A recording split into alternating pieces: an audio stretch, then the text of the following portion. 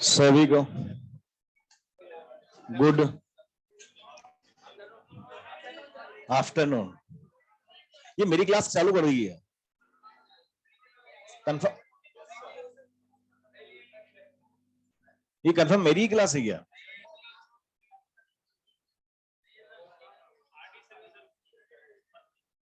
ये class and he नहीं करी सर ने, इसको एंड कर दो।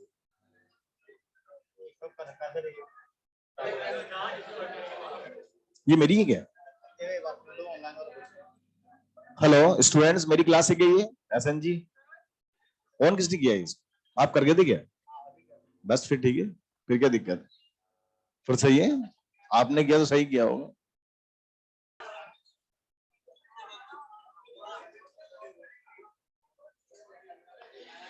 सिंपल परिणाम की जो महिमा है पूरी हो गई थी। केस को आगे बढ़ाते हैं, इसमें लास्ट आर्टिकल बच रहा है, that is called type of oscillations, उसकी बात करेंगे हम लोग, है ना। उसके बाद हेडिंग बनाओ types of oscillation.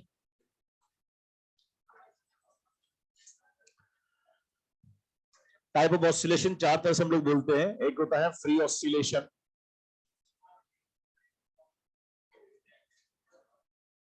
Damped oscillation है बेटा। कौन सा क्वेश्चन?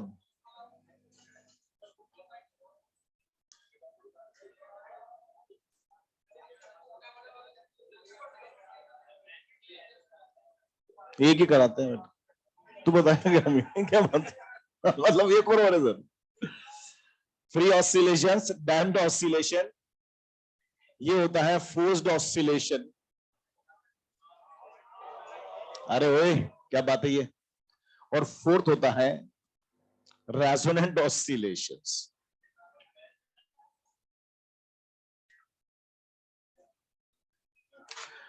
बच्चों ये आर्टिकल ऐसा है जो हमारे सिलेबस में लिखा हुआ है कि टाइप ऑफ ऑसिलेशंस की जो बात कर रहे हैं ना, ये दो तरह से होता है एनालिसिस, एक क्वांटिटेटिव एनालिसिस होता है। तो हमारे सिलेबस में लिखा हुआ है साथ साथ qualitative analysis of type of oscillations, मतलब हमें इनकी थ्योरेटिकल इंफॉर्मेशन सीखनी है। और मैं आपको फिर बता दूं, ये नेट के लिए बिल्कुल भी इंपॉर्टेंट नहीं है। 101% नेट से यहां से क्वेश्चन नहीं आए, पर मॉडल में कुछ क्वेश्चन है, इसलिए हम लोग बात करेंगे। और उसके बाद देखो एग्जाम में जब जाएंगे हम लोग, तो उस मेरे एग्जाम से पहले इसको चाहे तो छोड़ के जा सकते हैं, मतलब ड्रॉप, मतलब रिवाइज करने की जरूरत नहीं है। मतलब ये आर्टिकल ऐसा है कि बिल्कुल इंपॉर्टेंट नहीं है, ये एम्स के लिए बहुत इंपॉर्टेंट आर्टिकल था, पर अब एम्स नहीं है तो ये भी इंपॉर्टेंट नहीं है। फिर भी सिलेबस में है और मॉड्यूल में कुछ क्वेश्चन है, इसलिए मैंने बात तो कर दूं। और वैसे नॉलेज में होना चाहिए कि हम जब ऑसिलेशन चैप्टर पढ़ रहे हैं तो पता तो होना चाहिए कौन कौन से ऑसिलेशन और क्या इनकी प्रॉपर्टीज होती है। तो देखो बात कर रहे हैं हम लोग यहाँ पर टाइप ऑफ ऑसिलेशन, चार तरह से हम इसको बोलते हैं।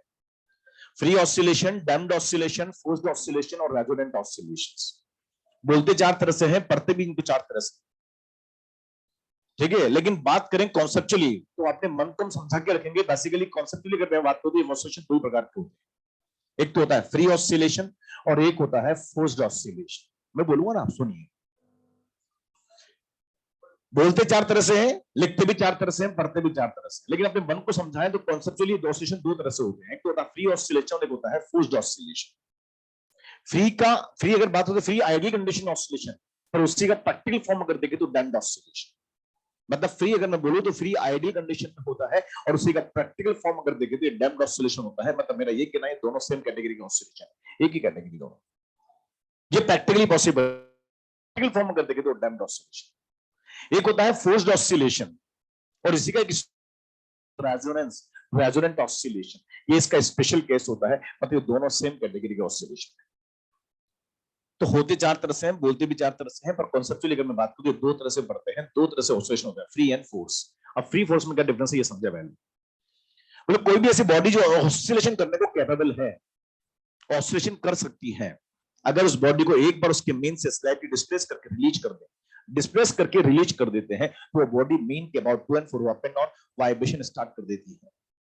एक बार डिस्प्लेस करके रिलीज करने से जो उसमें ऑसिलेशन क्रिएट होते हैं, these are called as free oscillation. कोई भी ऑसिलेटिंग बॉडी है, कोई भी ऑसिलेशन ऐसी बॉडी जो ऑसिलेशन करने को कैपेबल है, कर सकती है, अगर उसके मेन से उसको स्लाइटली डिस्प्लेस करके रिलीज कर देते हैं, तो उसमें एक प्रॉपर्टी होती है इलास्टिसिटी, उसकी वजह से इसमें रिस्टोरिंग फोर्स जनरेट हो जाता है। जैसे उसको मैं डिस्प्लेस करता हूं तो ड्यू टू इलास्टिसिटी उसमें फोर्स जनरेट होता है, रिस्टोरिंग फोर्स, और वो रिस्टोरिंग फोर्स बॉडी को मेन बनाने की कोशिश करता है। जैसे बॉडी उसकी वजह से मीन पर आती है तो मीन पे इनर्शिया ऑफ मोशन रुकती नहीं है, अदर एक्सट्रीम की तरफ जाती है और टू एंड फ्रो वापस करना स्टार्ट कर देती है। एक बार कोई भी बॉडी को डिस्प्लेस करके रिलीज कर दें तो डिस्प्लेस करके रिलीज करने से जो ऑसिलेशन क्रिएट होते हैं, these are called as free oscillation. Frequency से ये वाइब्रेशन हो रहे होते हैं, वो फ्रीक्वेंसी उस बॉडी का नेचुरल फ्रीक्वेंसी कहलाता है। क्या बोलते हैं उसको? Natural frequency. और ये फ्रीक्वेंसी कितना होगा, ये उस बॉडी की डायमेंशन, उस बॉडी का मटेरियल, उस बॉडी में इलास्टिसिटी प्रॉपर्टी कितनी होती है, उस पर डिपेंड करता है कि फ्रीक्वेंसी कितना होगा। हर बॉडी का नेचुरल फ्रीक्वेंसी अलग अलग होता है। कहने का मतलब कोई भी बॉडी यहां पर है, उसको अगर मीन से डिस्प्लेस करके रिलीज कर देते हैं तो बॉडी वहां पर due to elasticity oscillation start कर देती है। उन ऑसिलेशन को बोलते हैं फ्री ऑसिलेशन। ये ऐसे ऑसिलेशन है जो केवल रिस्टोरिंग फोर्स की वजह से एग्जीक्यूट होते हैं, और जिस फ्रीक्वेंसी से एग्जीक्यूट होते हैं वो फ्रीक्वेंसी इस बॉडी का क्या कहलाती है? नेचुरल फ्रीक्वेंसी कहलाता है। वो कितना होगा, ये उस बॉडी की डायमेंशन, उस बॉडी का मटेरियल, उस बॉडी में इलास्टिसिटी प्रॉपर्टी कितनी है, वो डिसाइड करता है कि वो कितना हो। सपोज मैंने कहा ये बोर्ड यहां पर रखा हुआ है, मेन पोजीशन पर है, तो एक बार मुक्की मार के छोड़ देते हैं तो ये ऑसिलेशन स्टार्ट कर देता है। जैसे मैं मुक्की मार के छोड़ता हूं तो मुक्की मारने से ये डिस्प्लेस होता है, और जैसे डिस्प्लेस होता है और मैं छोड़ता हूं तो इसमें फोर्स होता है, जनरेट हो जाता है restoring force due to elasticity. उसको मेन प्लानिंग की कोशिश करता है, उसकी वजह से ऑसिलेशन करना स्टार्ट करता है। अब जिस रेट से ऑसिलेशन करता है, ये रेट इस बॉडी का डायमेंशन, उस बॉडी का मटेरियल, इस बॉडी में इलास्टिसिटी प्रॉपर्टी कितनी है, उस पर डिपेंड करता है कि फ्रीक्वेंसी कितना होगा। हर बॉडी का नेचुरल फ्रीक्वेंसी अलग अलग होता है। एक बार डिस्प्लेस करके रिलीज करने से उसमें जो ऑसिलेशन है ना वो प्रोड्यूस होते हैं, उनको क्या बोलते हैं? Free oscillation. ये तो है फ्री। अब देखो फोर्स में क्या होता है, बोले कोई भी ऐसी बॉडी जो ऑसिलेशन करने को कैपेबल है, उसको एक बार नहीं बार बार रेगुलरली पीरियोडिक फोर्स लगा के डिस्टर्ब किया जाता है। रेगुलरली पीरियोडिक फोर्स लगाकर डिस्टर्ब करने से जो ऑसिलेशन उस पे क्रिएट होते हैं, these are called as forced oscillation. Name से बता रहा, फोर्स्ड है, फोर्स लगाने से प्रोड्यूस हुए ऑसिलेशंस, इनको बोलते हैं forced oscillation. Regularly periodic force लगाने से जो बॉडी में ऑसिलेशन क्रिएट होते हैं, these are called as forced oscillation. एक बार फोर्स लगा के डिस्टर्ब किया तो कौन से होंगे? फ्री। और बार बार रेगुलरली पीरियोडिक फोर्स लगा के डिस्टर्ब करेंगे तो रिलीज करेंगे तो क्या होगा? फोर्स ऑसिलेशन होगा।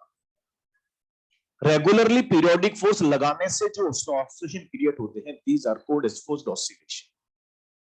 तो अपने मन को हमें समझा कर रखना है, ऑसिलेशन बेसिकली दो प्रकार के होते हैं, फ्री एंड फोर्स्ड। फ्री मतलब एक बार, फोर्स मतलब बार बार। मैं और एग्जांपल दूं, एक स्विंग अरेंजमेंट है, झूला झूलने का प्रोसेस। अभी मेन पोजीशन में सस्पेंडेड है झूला, उसकी स्ट्रिंग को एक बार हाथ से पकड़ के हल्का सा डिस्प्लेस करके छोड़ दो तो बताओ टू एंड फ्रो करना स्टार्ट कर देगा। एक बार डिस्प्लेस करके रिलीज करने से जो ऑसिलेशन क्रिएट होंगे वो क्या कहलाएंगे? Free oscillation. वो कितने होंगे, किस फ्रीक्वेंसीज होंगे? उस बॉडी की नेचुरल फ्रीक्वेंसीज एग्जीक्यूट होते हैं। बोलो ये कितने होंगे, कितनी फ्रीक्वेंसी होगी? ये उस बॉडी का डायमेंशन, उस बॉडी का मटेरियल, वो बॉडी का इलास्टिसिटी प्रॉपर्टी है, वो डिसाइड करता है कि वो कितना होगा। लेकिन कभी ऐसा भी होता है कि है ना, उस स्ट्रिंग की जो वायर है, स्ट्रिंग है, उसको हाथ से पकड़ के हम टू एंड फ्रो करते हैं, ऐसे नहीं करते हैं ऐसे। तो एक बार है ना, हाथ से पकड़ के, हाथ से स्ट्रिंग को नहीं छोड़ना, लगातार टू एंड फ्रो हाथ से करते हैं, तो बताओ ये कौन सा ऑसिलेशन? Forced oscillation. आपने देखा होगा ना, कभी पालना में मदर बच्चे को झूला झुलाती, पालना है और एक बार उसको डिस्टर्ब करके छोड़ दें तो वो तो क्या हो गया? पर कभी कभी पालने से स्ट्रिंग मान लेती हो, नहीं मानती, स्ट्रिंग मान लेती हो, स्ट्रिंग को टू एंड फ्रो करके रखते हैं ऐसे। तो लगातार स्ट्रिंग के थ्रू उस पे क्या लग रहा होता है? Periodic force. पीरियोडिक फोर्स लगाने से जो ऑसिलेशन क्रिएट होंगे उनको क्या बोलेंगे? Forced oscillation. तो अपने मन को समझा के रखना, फ्री मतलब एक बार डिस्कस करके रिलीज करना है, और फोर्स का मतलब रेगुलरली पीरियोडिक फोर्स लगा के उसको डिस्टर्ब करना है, तो उसमें कौन से ऑसिलेशन होंगे? फोर्स। अब इन तीनों चारों का मीनिंग समझा रहा हूं, देखो मीनिंग क्या है, एक्चुअल में होता क्या है। सबसे पहले बात करते हैं फ्री के बारे में। हमने इसका नाम फ्री क्यों रखा, ये समझे। तो सर ऐसे ऑसिलेशन जो all type resistive force opposing force से फ्री रहते हैं, ऐसे ऑसिलेशन जो ऑल टाइप रेजिस्टिव फोर्स और अपोजिंग फोर्स से फ्री होते हैं, कोई डैम्पिंग फोर्स नहीं है, कोई अपोजिंग फोर्स नहीं है, ऐसे ऑसिलेशन जो केवल और केवल रिस्टोरिंग फोर्स की वजह से एग्जीक्यूट होते हैं, ऐसे ऑसिलेशन जो ऑलवेज बॉडी की नेचुरल फ्रीक्वेंसी से एग्जीक्यूट होते हैं, ऐसे ऑसिलेशन जिनका एम्पलीट्यूड, जिनका energy up to infinite time तक कांस्टेंट बना रहता है। आप बताओ अगर इनका एनर्जी लॉस नहीं हो रहा, कोई डैम्पिंग फोर्स नहीं, तो बताओ एनर्जी लॉस होगा क्या? और जब एनर्जी लॉस नहीं होगा तो एक बार ये फिनोमेना स्टार्ट हो गया, जिंदगी भर होता रहता है। एक बार ये स्टार्ट हो गया जिंदगी भर होता रहता है। उनके मोशन का एम्पलीट्यूड इनका अगर देखा जाए तो एक energy up to infinite time तक क्या रहती है, कांस्टेंट बनी रहती है। और ऐसे ऑसिलेशन जो प्रैक्टिकली पॉसिबल नहीं होती है हम उनको बोलते हैं फ्री ऑसिलेशन। 5 बातें हैं, ध्यान रखें। ऐसे ऑसिलेशन जो all time resistive force, damping force, opposing force से फ्री है, कोई डैम्पिंग फोर्स नहीं है, कोई एनर्जी लॉस नहीं। ऐसे ऑसिलेशन जो केवल रिस्टोरिंग फोर्स की वजह से एग्जीक्यूट होते हैं। ऐसे ऑसिलेशन जो बॉडी की नेचुरल फ्रीक्वेंसी से एग्जीक्यूट होते हैं। ऐसे ऑसिलेशन जिनका एम्पलीट्यूड, जिनका energy up to infinite time तक कांस्टेंट बना रहता है। और ऐसे ऑसिलेशन जो प्रैक्टिकली पॉसिबल ही नहीं है हमको बोलते हैं फ्री ऑसिलेशन। हमने अभी तक इस चैप्टर में जो आपको पढ़ाया ना वो सब फ्री ऑसिलेशन पढ़ाया है। हमने पढ़ा है एसएचएम, बताइए इसका एम्पलीट्यूड क्या था, कैपिटल ए। क्या वो टाइम पे डिपेंड करता था? नो। क्या वो वेरिएबल था? नो, कांस्टेंट था। कितनी एनर्जी थी उसकी? हाफ के ए स्क्वायर। एनर्जी कांस्टेंट थी कि वेरिएबल थी? कांस्टेंट। केवल एक ही force I is directly proportional to -x।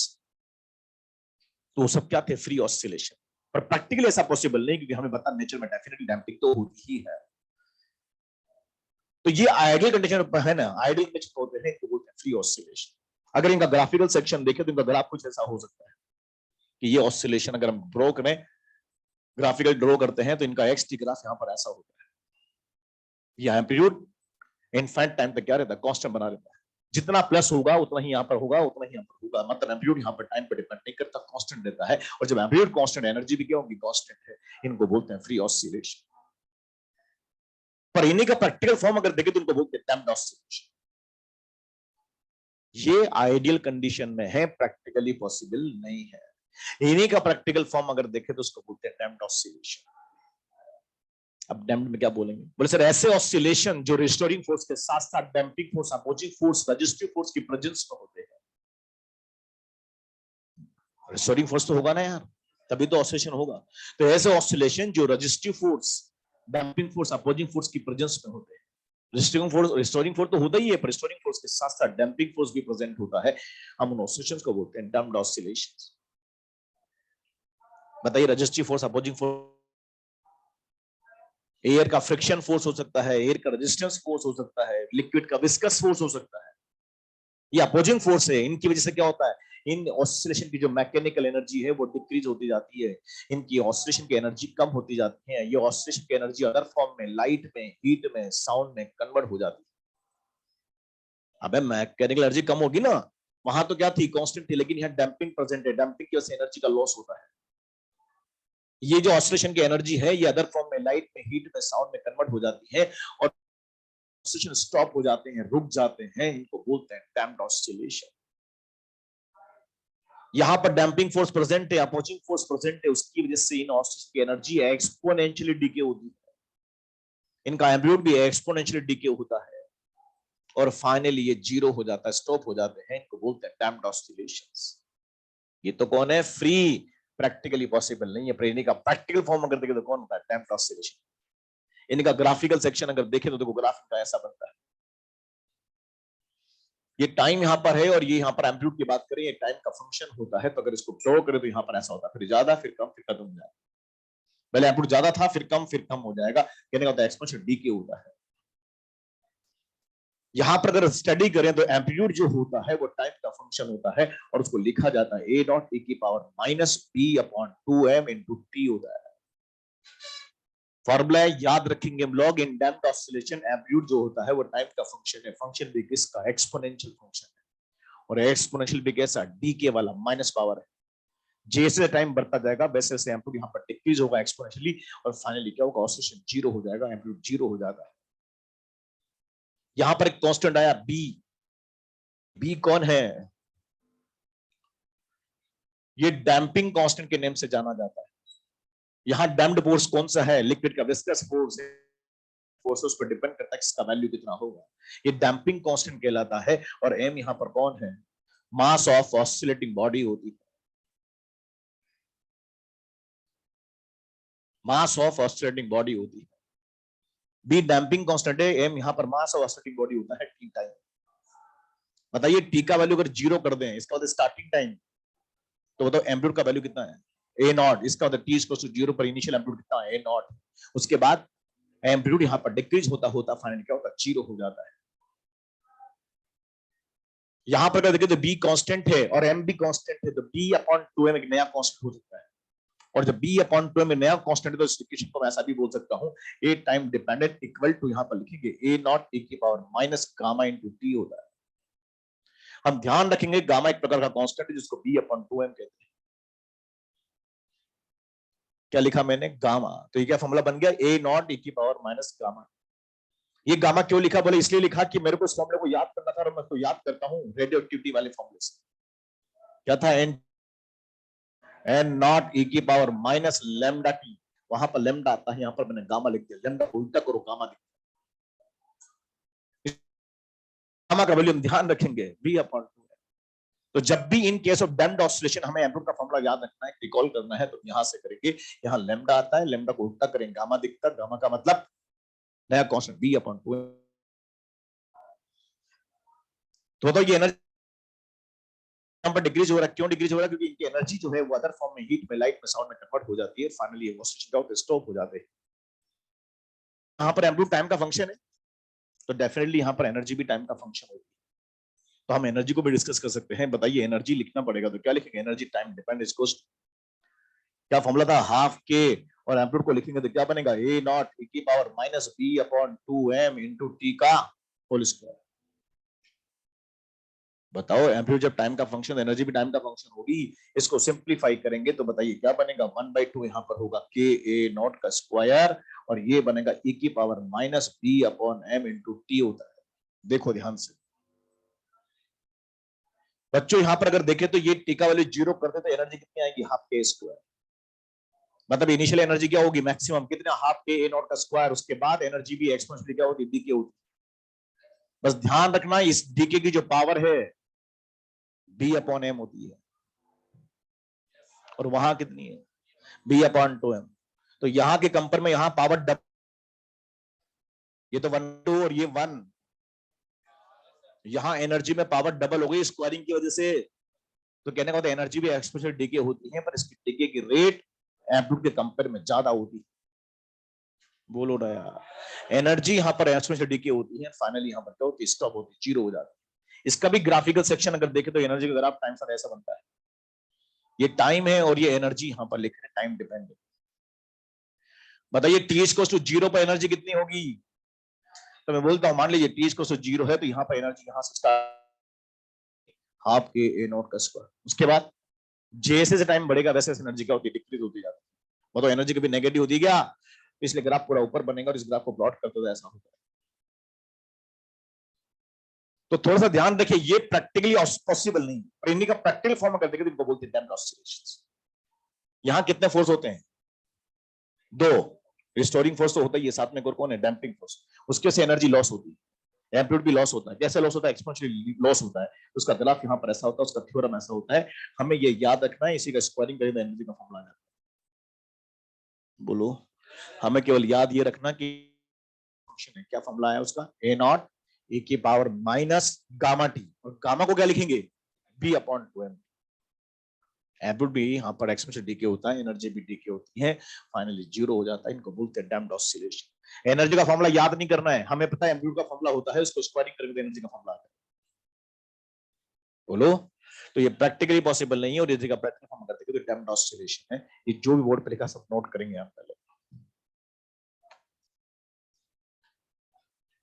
तो नॉलेज थोड़ा सा आइडिया रखना कि ऐसा होता है, इसमें एनर्जी लॉस हो रही है, अदर फॉर्म में जा रही है, हीट में, साउंड में, लाइट में, मॉडल में क्वेश्चन है, इसलिए हमारे क्वेश्चन हो जाए ताकि इस तरह की नॉलेज हमें रखें।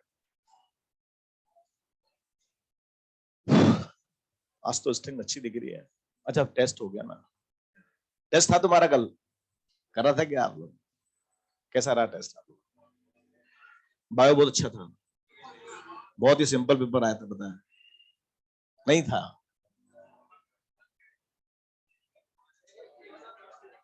फिजिक्स का पेपर कैसा था, फिजिक्स का पेपर कैसा था, कौन है फर्स्ट रैंकर,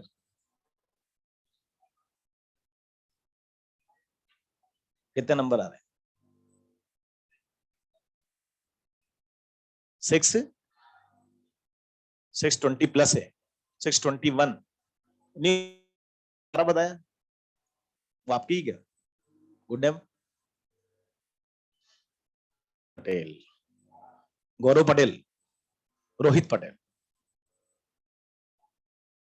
फीस में कितने आ रहे हैं? 1 क्लास। और केमिस्ट्री में? बायो में कम रहेगी, 250-300 नंबर रहेगी। 250 रहेगी, कितने रहेगी? 308। पेपर ही बड़ा था थोड़ा सा, पेपर है ना बायो। फिर भी यार मतलब बायो को पेपर, बायो में क्या सब्जेक्ट, मतलब बायो में तो मैं तो समझ नहीं आती, बायो में तो पढ़ते क्यों यार? बायो में जो होता है वो होता है, उसमें क्या करना। एक क्वेश्चन में 4 क्वेश्चन थे, एक क्वेश्चन में 7 क्वेश्चन, तो 7 क्वेश्चन का नंबर दे रहा है वो।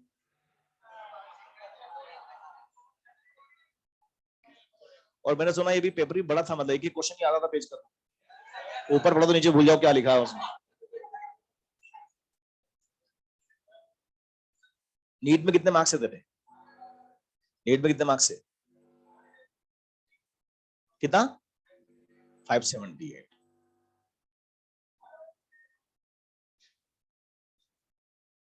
क्या?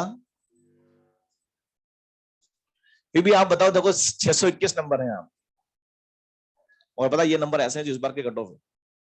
और क्या, यही तो बात है यार।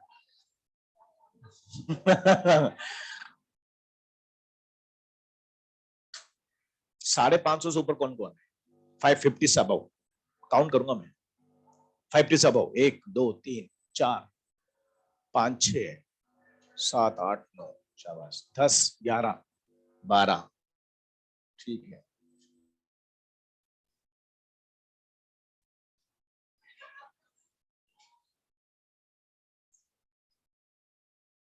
आगे बढ़ो।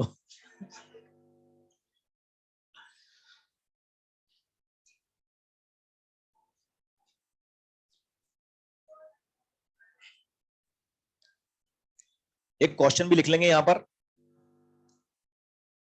हाँ लिखो।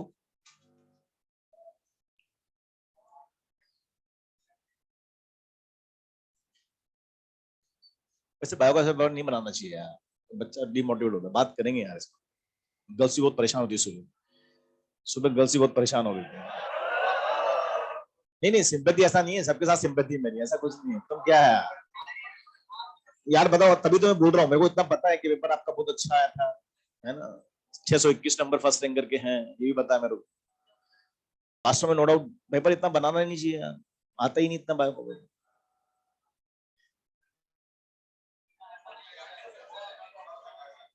अच्छा जेनेटिक्स का था क्या पेपर? ओ, उसमें तो मैथ्स और अलग दी है, मैथ्स भी होती है और फिर लोकेशन भी लेती। Theoretical paper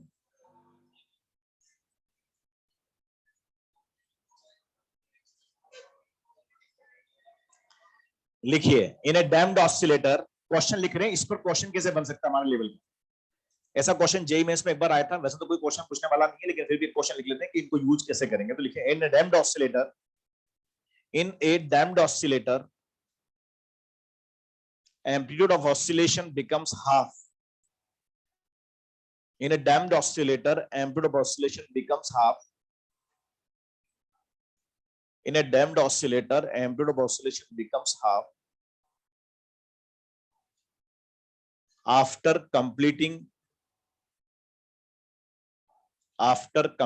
50 oscillations. In a damped oscillator amplitude of oscillation becomes half after completing 50 oscillations. Then find amplitude of oscillation. Then find amplitude of oscillation after then find amplitude of oscillation after completing next 150 oscillations. Next 150 oscillations. Next 150 oscillations.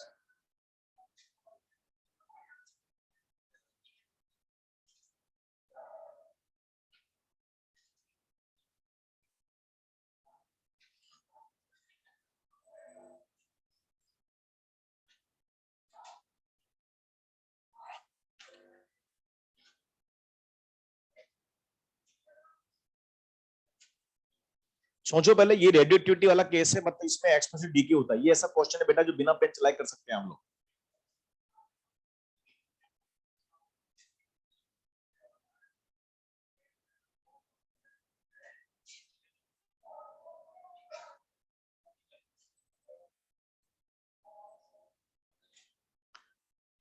देखो question में आपसे बोला 50 oxygen के बाद एम्प्लोड initial का half हो जाता है, तो आपसे बोला नेक्स्ट 150। बच्चों ध्यान रखना, बड़ी इंपॉर्टेंट है, नेक्स्ट 150। नेक्स्ट का मतलब होता है स्टार्ट से 200। आप बताओ पहले 50 में क्या हो गया, हाफ हो गया, तो उसने बोला नेक्स्ट 150 में कितना होगा। नेक्स्ट कहां के नेक्स्ट, 50 जो दिया ना उसके बाद नेक्स्ट 150, इसका तो स्टार्ट से कितना हो गया, 200 हो गया, 450। ये वर्ड्स बहुत इंपॉर्टेंट, नेक्स्ट वर्ड अंडरलाइन कर लेना। नेक्स्ट आया इसका मतलब वहां से नेक्स्ट 150 का मतलब स्टार्ट से 200 हो गया, 450 चेक करने। अब आपको पता है ना एक्सपोनेंशियल डीके, तो उसमें बोलते हैं पहली 50 में इनिशियल का कितना होता है, हाफ। तो सेकंड 50 में हाफ का भी हाफ, 1/4। थर्ड 50 में 1/4 का भी हाफ, 1/8। और फोर्थ 50 में 1/8 का भी हाफ। जो रिमेनिंग होता है उसका हाफ करते चलते हैं, ये जिसको बोलते हैं एक्सपोनेंशियल डीके। तो 450 है, 4 बार डिक्रीज होंगे। पहले 50 में हाफ, अगली 50 में हाफ का भी हाफ 1/4, अगली 50 में हाफ का भी हाफ, मतलब 1/4 का भी हाफ 1/8, और लास्ट 50 में कितना होगा 1/8 का भी हाफ 1/16 होगा। आंसर आएगा 1/16, इनिशियल का 1/16 हो जाएगा। या तो हम ऐसे करें बिना पेन चलाए वर्बली, इसको बोलते हैं एक्सपोनेंशियल डीके। और अगर पेन चला के करना चाहे तो पेन चला के भी कर सकते हैं। सुनना ध्यान से, कैसे करेंगे पेन चला के। हमारा ये जो क्वेश्चन है ये नंबर ऑफ ऑसिलेशन पे बेस्ड है। इसने बोला कि 50 ऑसिलेशन के बाद एम्पलीट्यूड इनिशियल का हाफ हो जाता है, पर हमारी जो इक्वेशन है एम्पलीट्यूड की वो टाइम पर डिपेंडेंट है। टाइम देगा तो एम्पलीट्यूड कितना होगा ये उस पर डिपेंड है, लेकिन हमें यहाँ पर टाइम नहीं दिया, हमें नंबर ऑफ ऑसिलेशंस दिया है। तो पहले हमारे क्वेश्चन की जो लैंग्वेज है उसको टाइम में कन्वर्ट करना पड़ेगा। बोले कैसे करते हैं, बोले सुनो ऐसे करते हैं। हम मान लेते हैं कि let time in 50 oscillation, time in 50 oscillations मान लेते हैं टी है। कितना, 50 ऑसिलेशन में टाइम कितना लगा, टी। तो बताइए टाइम इन 150 ऑसिलेशन कितना होगा, या टाइम इन 200 ऑसिलेशन कितना होगा, 40। अबे टाइम पीरियड तो कांस्टेंट ही होता है। तो बताओ 50 को पूरा होने में टाइम टी लग रहा है, तो 200 को पूरा होने में कितना लगेगा, इसका 4 गुना। बोलो, तो टाइम में मैंने कन्वर्ट कर लिया। मेरे का वहां पर क्वेश्चन क्या है कि टी टाइम में ये एम्पलीट्यूड हाफ हो जाता है, तो आपसे पूछा 40 बाद कितना हो जाएगा। मेरा क्वेश्चन लैंग्वेज में था, किन्स नंबर ऑफ ऑसिलेशन की लैंग्वेज में था, मैंने उसको टाइम में कन्वर्ट कर लिया। 50 में टी लगता है तो 200 में कितना होगा, 40। अब बात करते हैं क्वेश्चन में। क्वेश्चन में बोला 50 ऑसिलेशन के बाद एम्पलीट्यूड इनिशियल का हाफ हो जाता है, तो हम इक्वेशन यूज करेंगे हमारी, A time dependent equal to A naught, यहां पर लिखेंगे e की पावर माइनस गामा। बी और एम की बात नहीं कर रहा है तो सीधा गामा पुट कर दो, हमें क्या मतलब। अब आप बताओ 50 का मतलब टी टाइम में कितना होता है, इनिशियल का हाफ। इनिशियल कितना, ए नॉट, तो मैं बोलूंगा ये होगा ए नॉट बाई 2 होगा, और ये होगा ए नॉट e की पावर माइनस गामा। ये टाइम में रिलेशन है, तो टी टाइम का मतलब होगा 50 ऑसिलेशन। सॉल्व करेंगे तो इक्वेशन बनेगी 1/2 इक्वल्स टू, यहां पर होगा e की पावर माइनस गामा, और ये इक्वेशन ऐसी बन गई। अब वापस इस इक्वेशन को यूज करेंगे। नाउ हमसे क्या पूछ रहे हैं, एम्पलीट्यूड पूछ रहा है कब, नेक्स्ट 150 का, मतलब नेक्स्ट 150 का स्टार्ट से कितना 200। तो 200 बाद एम्पलीट्यूड कितना होगा, बोला ए नॉट e की पावर माइनस गामा इनटू 200 में टाइम कितना लग रहा है, बोलो 40। तो 40 यहां पर लिखे। अब ध्यान सुनो, ये गामा भी पावर है, 4 भी पावर है, टी भी पावर है। बोलो, तो क्या मैं ऐसा बोल सकता हूं कि इसको ए नॉट e की पावर माइनस गामा टी को अलग कर दिया और पावर 4 कर दिया। पावर पर जब पावर होती है, पावर पर जब पावर होती तो पावर मल्टीपल हो जाती, तो मल्टीपल तो मैं इसको ऐसा लिख दिया। ऐसा क्यों लिखा, बोला मैं इसके लिए जानता हूं कितनी होती है, हाफ। तो बताओ क्या बनेगा, ए नॉट यहां पर होगा और ये होगा 1/2, पावर कितना होगा 4। आंसर क्या बनेगा, ए नॉट बाई 16 होगा। तो या तो हम वर्बली कर लें बिना पेन चलाए, या फिर हम पेन चला के करना चाहें, सिचुएशन से ऐसे कर सकते हैं। और या फिर दोनों को मर्ज कर दें। तो और छोटा मेथड बताता हूं आपको, थर्ड मेथड, और उससे करना आपको एग्जाम में क्वेश्चन। पेपर मेरा ऑब्जेक्टिव है, किसी को दिखाना नहीं मैंने कैसे किया। उससे बोला कि 50 ऑसिलेशन के बाद एम्पलीट्यूड इनिशियल का हाफ हो जाता है, कितना इनिशियल का, तो जितना होता उतना लिख देते हैं, पहले लिख दिया। अब उसने बोला कि नेक्स्ट 150 में कितना हो जाएगा, बोले नेक्स्ट 150 का तो स्टार्ट से कितना 200। अब 250 का कितना गुना है, तो जितना गुना होता है उतनी पावर चढ़ा देते, खत्म हो गया क्वेश्चन। अबे यही है हवा क्या होता है, ये लिखने का तरीका हो गया और पेपर ऑब्जेक्ट के साथ ऐसा हो गया, न तो साला सोचना पड़ा न कुछ लिखना पड़ा। मैं वर्बली बोल रहा हूं, जवाब देना सब लोग। एक डैम्ड ऑसिलेटर में 100 ऑसिलेशन कंप्लीट होने के बाद एम्पलीट्यूड इनिशियल का 1/3 हो जाता है। 100 के बाद 1/3 हो जाता है। तो आपसे पूछा है नेक्स्ट 200 के कितना,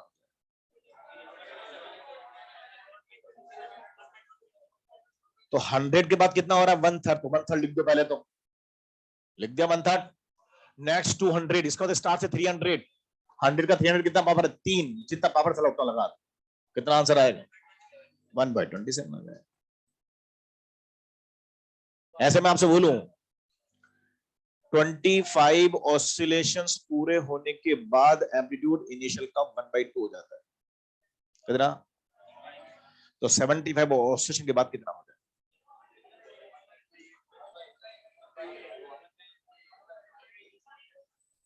कंफर्म 1/8 होगा। मैंने नेक्स्ट नहीं बोला, हाँ तो ऐसा नहीं नेक्स्ट चलेगा हमेशा ही, मैंने बोला 25 के बाद कितना होता हाफ, तो 75 के बाद कितना होगा 75 25 कितना 3 गुना, चलो 3 पावर चढ़ा देंगे ना, तो 1/2 की पावर 3 कितना आएगा 1/8, और नेक्स्ट 75 बोलता तो पावर 4। वर्ष पर ध्यान देना, बोलो भाई नेक्स्ट 150 की मतलब नेक्स्ट अगर 100 की बात करें, नेक्स्ट अगर 75 की बात करें तो स्टार्ट से कितना होगा 100 होगा, और अगर 75 बोले नेक्स्ट नहीं बोले तो 3 हो जाएगा, कर लेंगे। तो इस तरह की बातें यहां पर होती है फ्री और damped oscillation. Free ideal condition में प्रैक्टिकली पॉसिबल नहीं, उसी का प्रैक्टिकल फॉर्म अगर देखें तो डैम्ड ऑसिलेशन। अब बात करते हैं फोर्स्ड ऑसिलेशन। अब फोर्स और रेजोनेंस दोनों सेम कैटेगरी का ऑसिलेशन, इनके बारे में दोनों साथ मैं एक साथ बता रहा हूं, सुन ले 5 मिनट मेरी बात, फिर मैं लिखा भी दूंगा आप सबको। ये बेसिक से फंडामेंटल आपको पता होना चाहिए। फोर्स में मैंने क्या बोला था आपसे, कोई भी ऐसी बॉडी है जो ऑसिलेशन करने को कैपेबल है, उस पर एक बार नहीं रेगुलरली बार बार पीरियोडिक फोर्स लगाया जाता है। तो रेगुलरली पीरियोडिक फोर्स लगाने से जो ऑसिलेशन क्रिएट होते हैं, these are called as forced oscillation.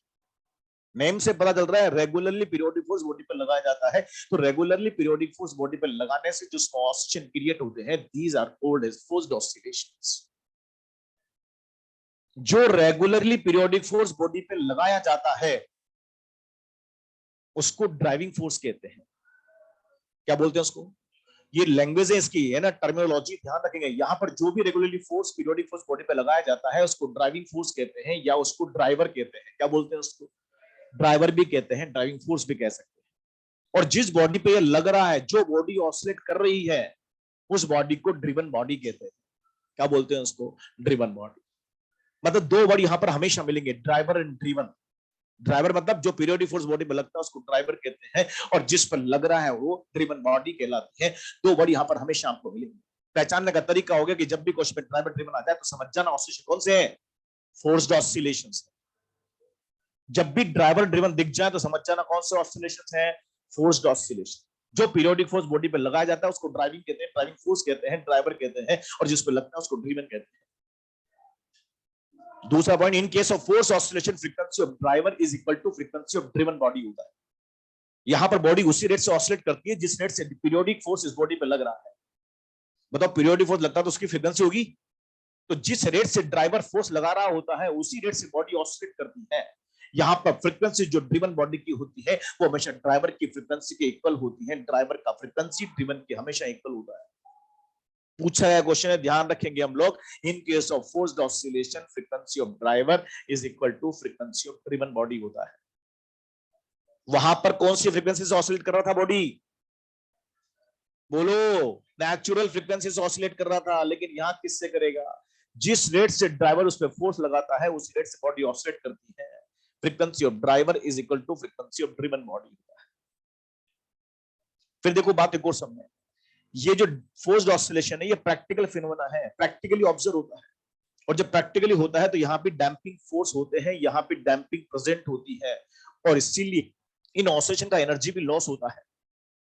लेकिन फिर भी ये ऑसिलेशन ऐसे हैं जिनका एनर्जी यहाँ पर मेंटेन बना रहता है। बोले क्यों बना रहता है, बोले ड्राइवर रेगुलरली इसको पीरियोडिक फोर्स देता रहता है।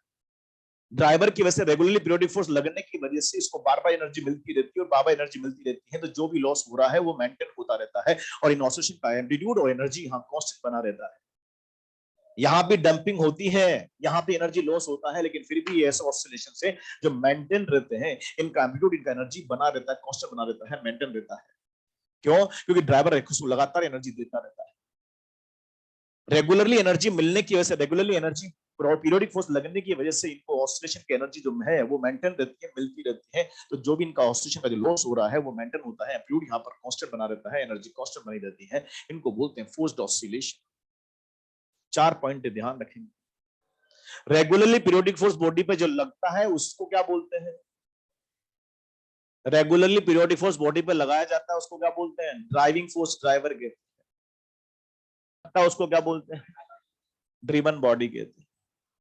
इन case of force oscillation, frequency of driver is equal to frequency of driven body होता है। यहां भी एनर्जी लॉस होता है, यहां भी डंपिंग पड़ जाता है, लेकिन फिर भी इनका ऑसिलेशन का एम्पलीट्यूड एनर्जी क्या रहता है? मेंटेन रहता है। क्यों? क्योंकि लगातार रेगुलरली पीरियोडिक फोर्स बॉडी पे लगता रहता है, उसको एनर्जी मिलता रहता है और उसका एम्पलीट्यूड मेंटेन रहता है। इनको बोलते हैं फोर्स्ड ऑसिलेशन। अब इसी का एक स्पेशल कंडीशन होता है, इसको बोलते हैं रेजोनेंट ऑसिलेशन। रेजोनेंस कंडीशन नाम सुना आपने? फोर्स्ड ऑसिलेशन की एक स्पेशल कंडीशन कि जब ड्राइवर का फ्रीक्वेंसी ड्रिवन की नेचुरल फ्रीक्वेंसी के इक्वल हो जाता है, उस कंडीशन को रेजोनेंस कहते हैं। ड्राइवर का फ्रीक्वेंसी ड्रिवन की हमेशा बराबर होता है, लेकिन हमेशा रेजोनेंस नहीं होता। कब होता रेजोनेंस? जब ड्राइवर का फ्रीक्वेंसी ड्रिवन की नेचुरल फ्रीक्वेंसी के इक्वल हो जाता है तो उस कंडीशन को रेजोनेंस कहते हैं। और जब रेजोनेंस सेटअप होता है तो ड्राइवर से ड्रिवन को मैक्सिमम एनर्जी का ट्रांसफर होता है। ड्राइवर और ड्रिवन दोनों बॉडी सेम फेज में ऑसिलेशन करती है, और जब सेम फेज में ऑसिलेशन करती है तो ड्राइवर से ड्रिवन को मैक्सिमम एनर्जी का ट्रांसफर होता है, और उसकी वजह से ड्रिवन बॉडी के जो ऑसिलेशन है उनका एम्पलीट्यूड यहाँ पर क्या होता है? बढ़ता जाता है। जब मैक्सिमम एनर्जी ट्रांसफर होगा तो टाइम बाय टाइम स्टडी करेंगे तो जो ऑसिलेटिंग बॉडी है उसका एम्पलीट्यूड यहाँ पर टाइम बाय टाइम यहाँ पर इंक्रीज होता जाता है, एम्पलीट्यूड बढ़ता जाता बढ़ता जाता बढ़ता जाता है। और अगर डैम्पिंग को हम एब्सेंट मान लें, डैम्पिंग को लिटिल मान लें, तो एम्पलीट्यूड इतना ज्यादा हो जाता है कि सिस्टम टूट जाता है, ब्लास्ट हो जाता है। हम उस कंडीशन को रेजोनेंस कहते हैं। ड्राइवर का फ्रीक्वेंसी ड्रिवन की हमेशा इक्वल होता है, लेकिन हमेशा रेजोनेंस नहीं होता। कब होता रेजोनेंस? जब ड्राइवर की नेचुरल फ्रीक्वेंसी इक्वल हो जाता है तो उस कंडीशन को बोलते हैं रेजोनेंस। और जब रेजोनेंस सेटअप होता है तो ड्राइवर से ड्रिवन को मैक्सिमम एनर्जी का ट्रांसफर होता है, उसकी वजह से ड्रिवन बॉडी के जो ऑसिलेशन का एम्पलीट्यूड यहाँ पर क्या होता है? मैक्सिमम हो जाता है। और जब एम्पलीट्यूड मैक्सिमम हो जाता है तो सिस्टम टूट जाता है। आपने कभी सुना हो marching troops never allowed to cross the bridge? सेना की टुकड़ी जब मार्च करते हुए ब्रिज को क्रॉस करती है तो उसको मार्च करते हुए ब्रिज को क्रॉस नहीं करने देती। बोले क्यों? बोले वहां रेजोनेंस सेटअप हो गया तो ब्रिज टूट जाता है। नेम सुना आपने? Marching troops. सेना की टुकड़ी मार्चिंग करती। मार्चिंग का मतलब समझे आप? अपने पैरों से पीरियोडिक फोर्स लगाती है ब्रिज पर। ब्रिज समझते? ब्रिज, ब्रिज एक ऑसिलेटिंग बॉडी है। जब ब्रिज पर कोई व्हीकल पास होता है तो उसको जर्क लगता है तो भी ऑसिलेट करती है, उसका भी अपना कोई नेचुरल फ्रीक्वेंसी होता है ब्रिज का। बोलो, अबे कभी हैंगिंग ब्रिज गए हो आप लोग? No sir. अरे इस ब्रिज पे जाना कभी चलें सर। तो बात सुनना ध्यान से, जब भी ब्रिज भी एक ऑसिलेटिंग बॉडी, जब भी उसको कोई व्हीकल पास होता है तो उसको जर्क लगता है तो भी ऑसिलेट करती है, और उसका भी अपना कोई नेचुरल फ्रीक्वेंसी होता है। तो जब सेना की टुकड़ी मार्च करते हुए जब ब्रिज को क्रॉस करती है तो अपने पैरों से पीरियोडिक फोर्स ब्रिज पे लगाती है। तो मार्चिंग का जो फ्रीक्वेंसी, बताओ ये कौन? ड्राइविंग फोर्स हो गया। अबे मार्चिंग करके तो पैरों से पीरियोडिक फोर्स लगाई ना ब्रिज पर, ये तो कौन हो गया? ड्राइवर। और ब्रिज क्या हो गया? ड्रिवन। ड्राइवर का फ्रीक्वेंसी ड्रिवन की हमेशा इक्वल होता है, लेकिन कभी कभी साला ऐसा भी तो हो सकता है कि मार्चिंग की फ्रीक्वेंसी ड्राइविंग फोर्स की फ्रीक्वेंसी इस ब्रिज की नेचुरल फ्रीक्वेंसी के इक्वल हो जाए, तो उस कंडीशन में रेजोनेंस सेटअप हो जाएगा। और जब रेजोनेंस सेटअप होगा तो ये दोनों सेम फेज में ऑसिलेशन करेंगे। उस कंडीशन में यहां से यहां तक एनर्जी को डायरेक्ट मैक्सिमम ट्रांसफर हो जाए, और जब इस ब्रिज को एनर्जी मैक्सिमम ट्रांसफर होगा तो इसके ऑसिलेशन एम्पलीट्यूड क्या होगा? बढ़ जाता है। और जब बढ़ जाता है तो ब्रिज में क्रैक्स आ जाते हैं, ब्रिज टूट जाता है। तभी तो कहते हैं कि मार्चिंग ट्रूप्स कभी भी यहाँ मार्च करते हुए ब्रिज को क्रॉस नहीं करने देते। उससे बोलते बेटा चुपचाप निकल लो, पता चले तुम मार्चिंग कर रहे हो तो तुम यही मर जाओगे, जिनको मारने जा रहे हो तो पहले मर जाओगे। एम्स का पूछा हुआ क्वेश्चन है। सेना की टुकड़ी मार्च करते ब्रिज को जब क्रॉस करती तो मार्च करते ब्रिज को क्रॉस नहीं करने देती, अपने कदम ताल बिगाड़ के चलो भैया, चुपचाप निकल लो, ताकि रेजोनेंस सेटअप ना हो। तो ये ध्यान रखें, रेजोनेंस कब होगा? ड्राइवर का फ्रीक्वेंसी जब ड्रिवन की नेचुरल फ्रीक्वेंसी के इक्वल होगा तब होता है रेजोनेंस।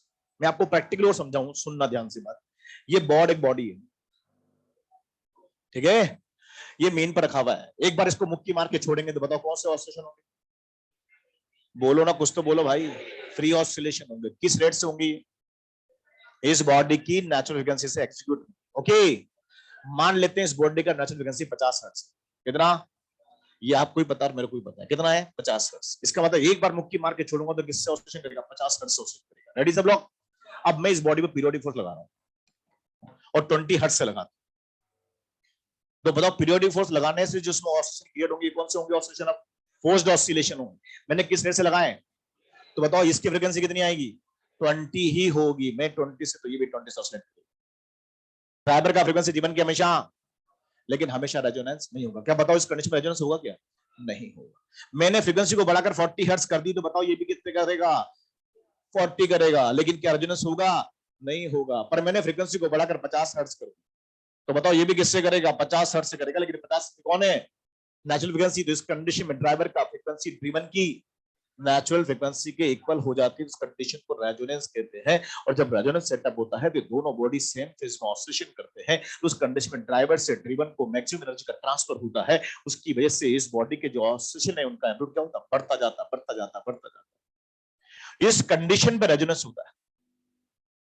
मेरी बात समझ में आ रही है आपको? मैं 20, ये भी 20, मैं 40, ये भी 40, मैं 50, ये भी 50, लेकिन रेजोनेंस केवल 50 पे हो रहा है, क्योंकि यहाँ इसकी कौन है? ये नेचुरल फ्रीक्वेंसी के बराबर। अगर मैंने फ्रीक्वेंसी को बढ़ाकर 60 कर दिया तो बताओ ये भी कितने से करेगा? लेकिन क्या रेजोनेंस होगा? नहीं होगा। एक स्पेशल कंडीशन है कि जब ड्राइवर का फ्रीक्वेंसी ड्रिवन की नेचुरल फ्रीक्वेंसी के इक्वल हो जाता है तो उस कंडीशन को रेजोनेंस कहते हैं। उससे कम फ्रीक्वेंसी पर भी नहीं होगा और उससे ज्यादा होता है तब भी नहीं होगा, वापस एम्पलीट्यूड डिक्रीज हो जाएगा। यहां पर अगर देखें तो मैक्सिमम एनर्जी का ट्रांसफर होता है तो दोनों सेम फेज ऑसिलेशन करते हैं। सेम फेज समझते हैं आप? सेम फेज का मतलब होता है फेज में जीरो। इसका ए तो नेट, अरे भैया, एक का 2A, एक का ए 3A, बढ़ता जाता है एम्पलीट्यूड। सेम फेज में ऑसिलेशन करते हैं, इसलिए एनर्जी मैक्सिमम ट्रांसफर होता है और एम्पलीट्यूड बढ़ता जाता है और सिस्टम टूट जाता है। बोलो। तो ये सब बातें हैं, इनको बोलते हैं। अच्छा, रेजोनेंस कंडीशन में जो बॉडी में ऑसिलेशन होते हैं उनको बोलते हैं रेजोनेंट ऑसिलेशंस। ये दोनों सेम कैटेगरी ऑफ ऑसिलेशन है। इसका एक स्पेशल केस रेजोनेंट ऑसिलेशन कहलाता है। ओके, तो दोनों हम लिख लिया। बात करते हैं थर्ड की। मैं बोल रहा हूं उसमें लिखने की कुछ बात है। हेडिंग बनाओ third, resonant forced oscillation. Forced oscillation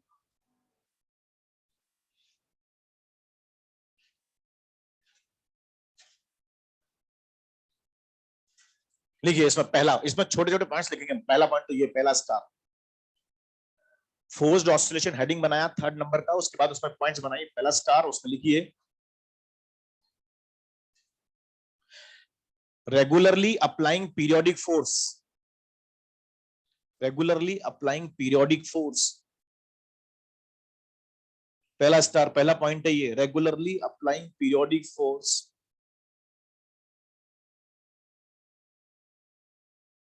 works as A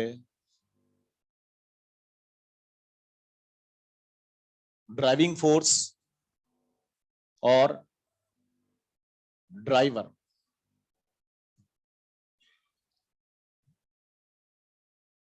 regularly applying periodic force works as a driving force और ड्राइवर। अगली लाइन लिखो, अगला point, oscillating body works as a driven body. Oscillating body works as a driven body. Oscillating body works as a driven body. Oscillating body works as a driven body. Third point important है, exam का पूछा हुआ भी है, इसलिए mark लेना important, पूछा हुआ क्वेश्चन है। इन case of forced oscillation, in case of forced oscillation, in case of forced oscillation, frequency of driver, in case of forced oscillation, frequency of driver is equal to, frequency of driver is equal to frequency of driven body. Frequency of driver is equal to frequency of driven body. ठीक है ना? और last point एक और लिखिए, Last point. Here damping is present. Here damping is present.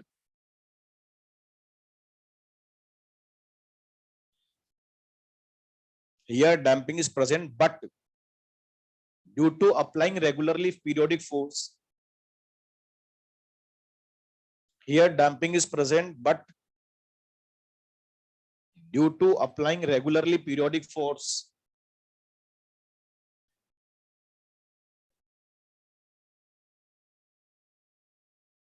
Energy and amplitude of oscillation remains maintained. Energy and amplitude of oscillation remain maintained. Here damping is present, but due to applying regularly periodic force, amplitude and energy of oscillation, amplitude of oscillation, amplitude and energy of oscillation remain maintained. ठीक है ना भाई, ऐसा होता है, energy loss होता भी है, लेकिन फिर भी यहाँ पर लगातार एनर्जी मिलती रहती है उसको, इसलिए उसका एम्पलीट्यूड यहाँ पर ऑसिलेशन होते हैं, मेंटेन रहते हैं. अब नीचे हेडिंग बनाओ, fourth, resonant oscillation. Resonant oscillation. Resonant oscillation.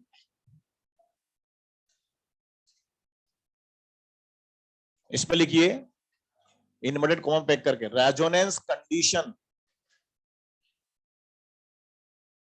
Resonance condition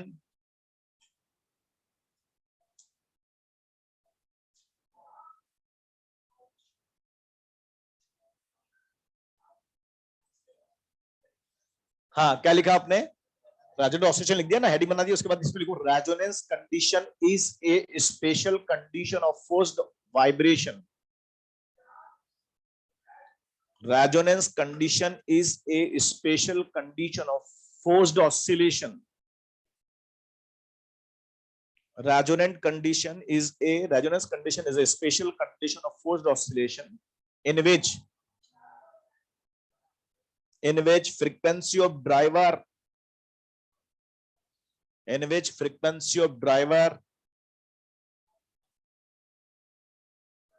is equal to natural frequency of driven. In which frequency of driver is equal to natural frequency of driven body. Driven body. Line change करके लिखें. In this condition,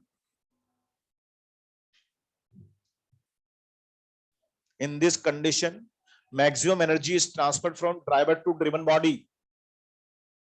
In this condition, maximum energy is transferred. In this condition, maximum energy is transferred from driver to driven body. In this condition, maximum energy is transferred from driver to driven body. Maximum energy is transferred from driver to driven body. And so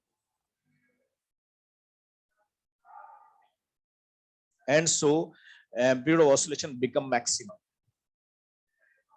And so amplitude of oscillation becomes maximum. And so amplitude of oscillation becomes maximum. Example: marching troops never allowed to cross the bridge. Marching troops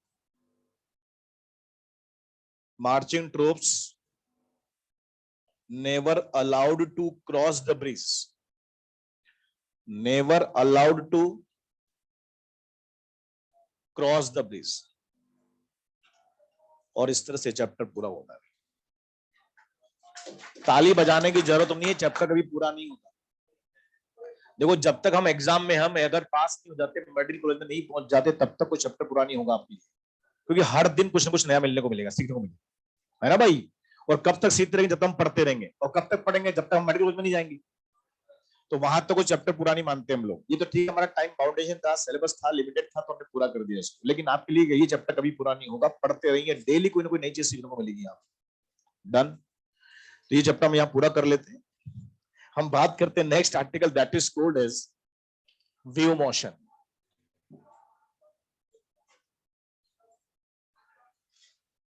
wave की बात करते हैं। अब देखो wave भी दो तरह से बढ़ते हैं, आप mechanical wave and non mechanical wave बोलते हैं भाई। तो इस चैप्टर में हम लोग बात करेंगे मैकेनिकल वेव के बारे में। नॉन मैकेनिकल वेव का एग्जांपल होता है लाइट वेव, इलेक्ट्रोमैग्नेटिक वेव, उसको हम अलग से पढ़ते हैं, पूरा अलग से चैप्टर है। यहाँ पर केवल हम बात किस पे करेंगे, मैकेनिकल वेव के बारे में बात करेंगे। तो उससे बात करें उससे पहले ये बताओ वेव क्या होता है। वेव मोशन मतलब वेव पढ़ना चाहते हैं, वेव क्या होता है। मतलब वेव मीडियम में एक प्रकार का डिस्टर्बेंस होता है, सही कह रहे हैं आप। वेव मीडियम में क्या है, एक प्रकार का डिस्टर्बेंस है, ऐसा डिस्टर्बेंस है जो अपने साथ एनर्जी को यहां से वहां कैरी करता है, यहां से वहां एनर्जी को कैरी करता है, मोमेंटम को यहां से वहां कैरी करता है कि मीडियम कैरी नहीं होता, मीडियम का पार्टिकल का एक्चुअल ट्रांसफर नहीं होता, ऐसा एनर्जी मोमेंटम का कैरी होना वेव कहलाता है।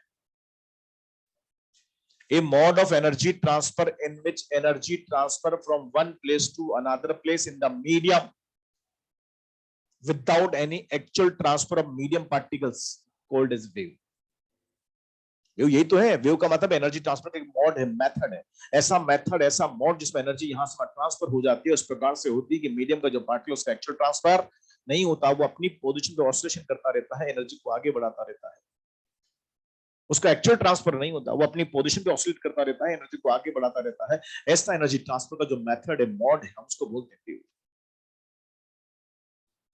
मैं और भी एग्जांपल लूं, देखो एग्जांपल की बात करें, सबसे पहले बात करें साउंड एनर्जी की बात करें। मैं बोल रहा हूं, मैं अंदर वोकल कॉर्ड से साउंड एनर्जी प्रोड्यूस कर रहा हूं, ये एनर्जी मीडियम में जब ट्रेवल करती है, ये भी एक वेव का एग्जांपल है।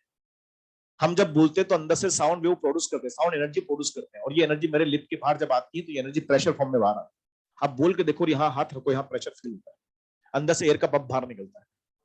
तो जैसे एनर्जी बाहर आती है, मेरे लिप के आसपास जो एयर मीडियम पार्टिकल्स है, वहां पर डिस्टर्बेंस क्रिएट करती है, वहां पर जो एयर मीडियम के जो पार्टिकल्स है उनको धक्का मिलता है, उनको एनर्जी मिलती है, ये एनर्जी पार्टिकल लेकर आगे बढ़ते हैं, और जैसे आगे बढ़ते हैं अपने नेबरहुड पार्टिकल से कोलाइड कर जाते हैं, और ड्यूरिंग कोलिजन अपना मोमेंटम, अपनी एनर्जी इनको शेयर कर देते हैं।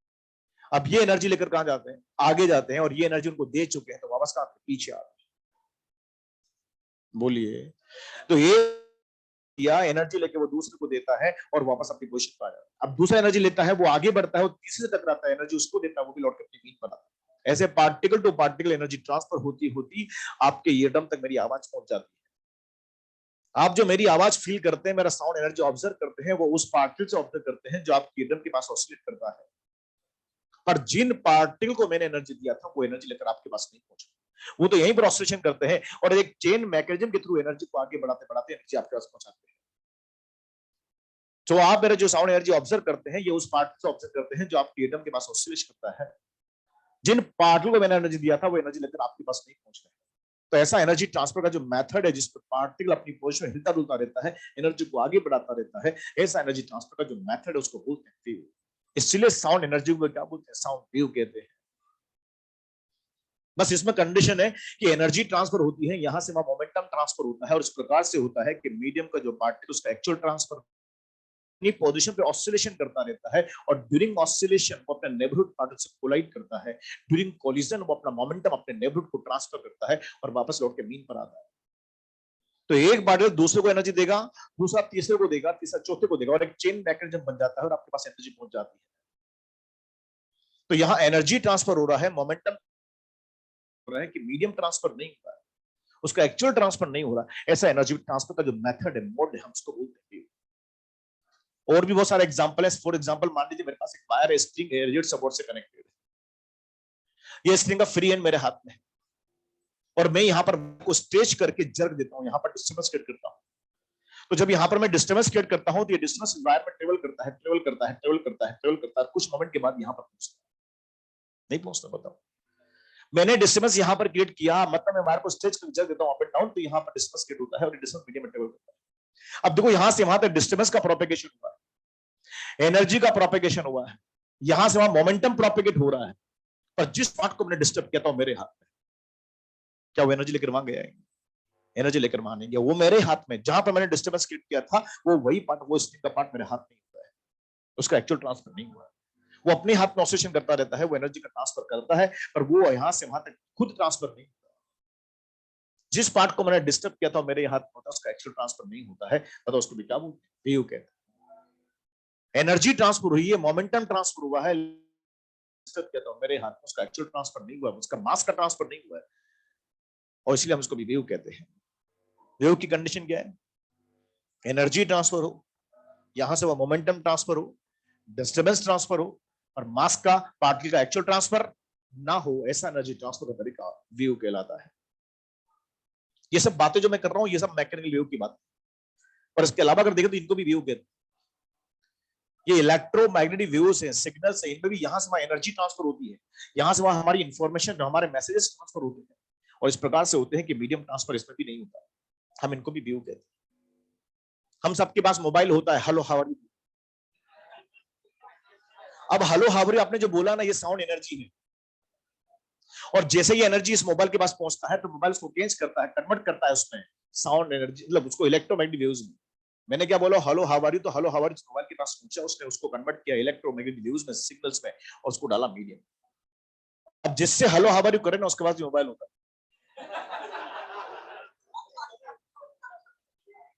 वो मोबाइल उस पर्टिकुलर फ्रीक्वेंसी के सिग्नल को चेंज करता है और उसको कन्वर्ट करता है हेलो हाउ आर यू, उसको सुनाता है। मतलब मैंने हेलो यहां क्रिएट किया, पर हेलो ये एक कॉमेंट दूर पहुंच जाता है। अरे हेलो का यहां से वहां ट्रांसफर हुआ है, और साला इस प्रकार से ट्रांसफर हुआ है कि मीडियम ट्रांसफर नहीं हुआ, मीडियम अफेक्टेड नहीं हुआ, हम उसको भी वेव कहते हैं। अबे हेलो को लेके गया मैनुअली कि चल बेटा चल हेलो चलते हैं वहां, अबे हेलो को कोई मैनुअली लेके जाता तो एक दिन लग जाता, 2 दिन लग जाते पहुंचने। हेलो का ट्रांसफर हुआ, मैसेज का ट्रांसफर हुआ, इंफॉर्मेशन यहां से गई, लेकिन इस प्रकार से गई कि मीडियम ट्रांसफर नहीं हुआ है, मीडियम अफेक्टेड नहीं हुआ है, हम उसको भी क्या बोलते हैं, वेव कहते हैं। तो वेव की डेफिनेशन एनर्जी ट्रांसफर हो, मोमेंटम ट्रांसफर हो, यहां से वहां इंफॉर्मेशन ट्रांसफर हो, तो इस प्रकार से ट्रांसफर हो कि मास ट्रांसफर ना, हम उसको बोलते हैं वेव। बोलो भाई, लिखो definition. Wave is a disturbance, wave is a disturbance which propagates, wave is a disturbance which propagates, wave is a disturbance which propagates, wave is a disturbance which propagates energy, momentum or informations. Wave is a disturbance which propagates energy, momentum or informations. Wave is a disturbance which propagates energy, momentum or informations from one place to another place in the medium. From one place to another place in the medium. From one place to another place in the medium without any actual transfer of medium particles.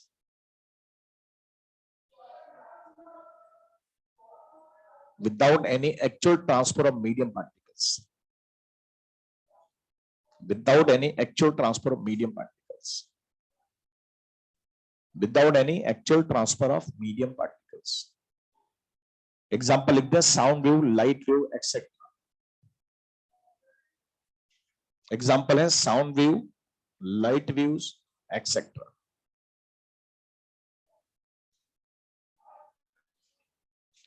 अब देखो एक बात और समझे हम लोग, हमारी NCERT में पहला पॉइंट है इस बात को लेकर कि बताइए हवा का बहना भी क्या वेव का एग्जांपल है? बोले हवा का बहना वेव का एग्जांपल नहीं हो सकता। जब हवा बहती है तो पार्टिकल भी बह जाते हैं, और जब पार्टिकल एक्चुअल ट्रांसफर हुआ तो फिर हम उसको वेव नहीं कहते। वेव की कंडीशन क्या है? एनर्जी ट्रांसफर हो, मोमेंटम ट्रांसफर हो, लेकिन इस प्रकार से हो कि मीडियम हो, जब पार्टिकल उसका एक्चुअल ट्रांसफर ना हो, हम उसको बोलते हैं वेव।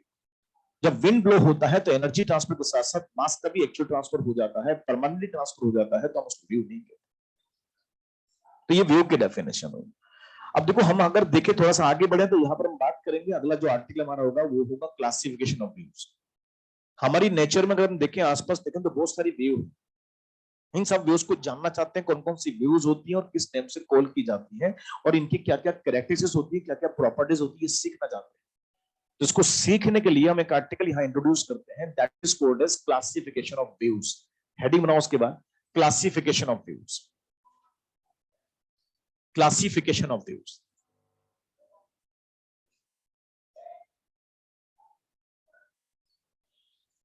अब देखो 2 मिनट में आपको समझा रहा हूं पहले, फिर मैं आपको वन बाय वन लिखाने की कोशिश करूंगा, लेकिन समझे पाए। हम वेव को क्लासीफाई करें। अब देखो क्लासीफाई भी करते हैं, कुछ बेसिस पर करते हैं, कुछ बेस बना के क्लासीफाई करते हैं, और ये 4 तरह के बेस होते हैं। पहला बेस होता है basis of medium requirement. Medium की रिक्वायरमेंट के बेस पे वेव को क्लासीफाई किया 2 तरह से। Mechanical wave, non mechanical. कुछ वेव ऐसी होती है जिनके प्रोपगेशन के लिए मीडियम की रिक्वायरमेंट होती है, जो बिना मीडियम के प्रोपेगेट नहीं हो सकता, हम उसको बोलते हैं मैकेनिकल। क्या बोलते हैं उसको? मैं बोल रहा हूं, मेरी बात आप सुन रहे हैं, तो इस मीडियम की वजह से आप सुन पा रहे हैं। हमें पता है कि इस मीडियम का एक्चुअल ट्रांसफर नहीं होता, पर सलाह ये होना चाहिए, तभी तो चेन मैकेनिज्म बनेगी, एक दूसरे को देगा, दूसरा तीसरे को देगा, एनर्जी आपके पास पहुंचे। तो हमें पता है कि मैकेनिकल वेव यहां पर है क्योंकि इसके प्रोडक्शन के लिए मीडियम की रिक्वायरमेंट है। अगर ये एयर मीडियम है तो आप मेरी बात सुनना है, पर अगर मान लो मैं एक मोमेंट के लिए हम वैक्यूम क्रिएट करता हूं तो क्या मेरी बात सुन पाएंगे आप? नहीं सुन पाएंगे। तो मतलब ये वेव कैसी है? मैकेनिकल। ऐसी वेव जिसके प्रोपगेशन के लिए मीडियम होती है, जो बिना मीडियम के प्रोपेगेट नहीं हो सकता, हम उसको बोलते हैं मैकेनिकल। आप यहां पर देखो, स्टडी करो, हमने अभी बताया था स्ट्रिंग वेव, बताया था ना मैकेनिकल। आप बताओ, बिना वहां मीडियम कौन है स्ट्रिंग वेव में? स्ट्रिंग वायर जो है, वहां वायर के अंदर वेव बनी तो मीडियम कौन होगा? वायर। अब बताओ, बिना वायर के वायर में वेव बना सकते हैं क्या? अब कैसे पॉसिबल है? बिना वायर के वायर में वेव कैसे बन सकती? तो ये ऐसी वेव है जिसके प्रोडक्शन के लिए मीडियम की रिक्वायरमेंट होती है, जो बिना मीडियम के अपना एग्जिस्टेंस शो नहीं कर सकती, हम उसको बोलते हैं मैकेनिकल। पर उसके अलावा भी वेव होती है, ये वेव है, पर इनको बोलते हैं नॉन मैकेनिकल। ये ऐसी लिक्विड में चल सकती है, गैस में चल सकती है, और कुछ नहीं हो साला तो वैक्यूम में भी चल सकती है।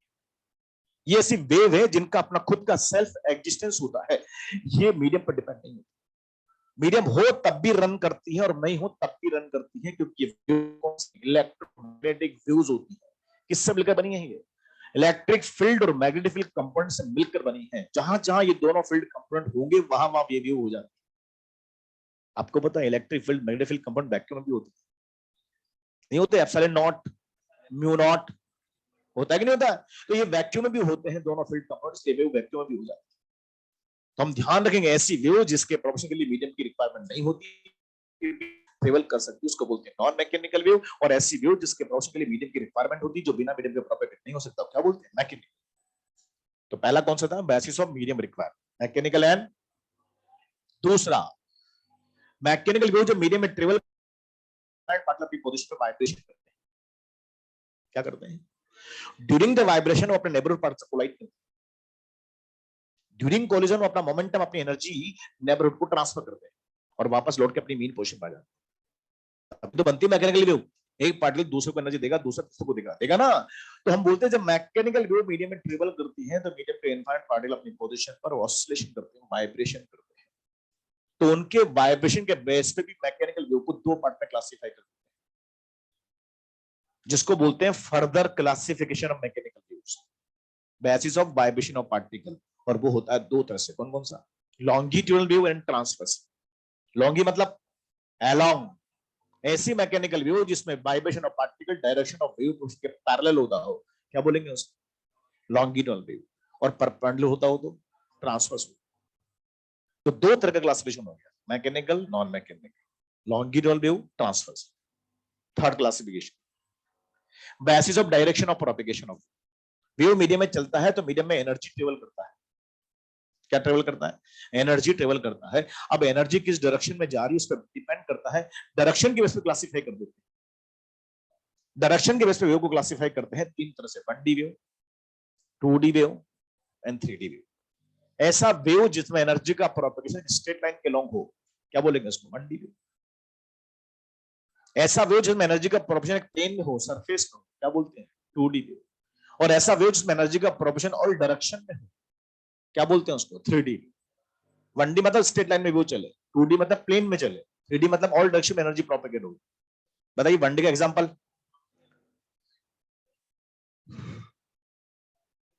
अबे 1D वेव का एग्जांपल होता है वेव इन स्ट्रेच्ड वायर। अरे बताया था ना आपको भी, ये वायर है, रिजिड सपोर्ट से कनेक्टेड है, और इस वायर के अंदर वेव डिस्टेंस हम क्रिएट करते हैं। तो बताओ डिस्टेंस किस में चलता है? मीडियम में। मीडियम कौन है? वायर। वायर कौन है? स्ट्रेट लाइन के लॉन्ग एनर्जी ऐसे जाती है, ऐसे जाती है, ऐसे जाती है, ऐसे जाती है। बताओ ये डायरेक्शन ऑफ वेव प्रोपेगेशन है। बताओ स्ट्रेट में जा रही है। अब मीडियम स्ट्रेट लाइन में है तो वेव भी स्ट्रेट लाइन में होगी, तो वेव का कैसा होगा?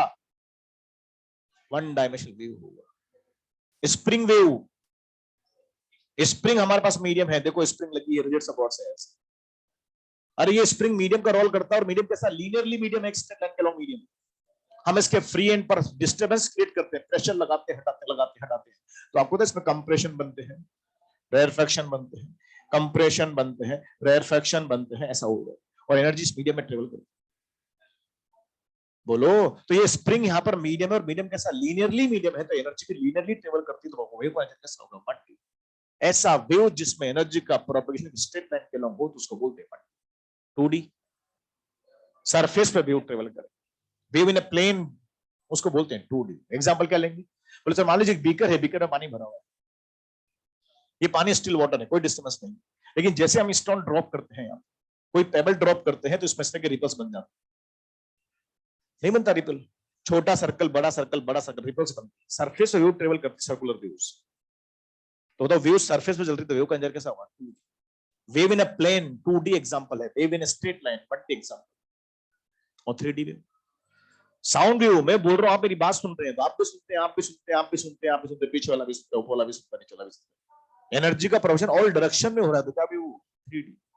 अबे मैं पॉइंट साउंड सोर्स हूं, point sound source, point source, तो मेरा वेव फ्रंट कैसा होगा, स्फेरिकल। तो बताओ वेव का कैसा होगा, 3D।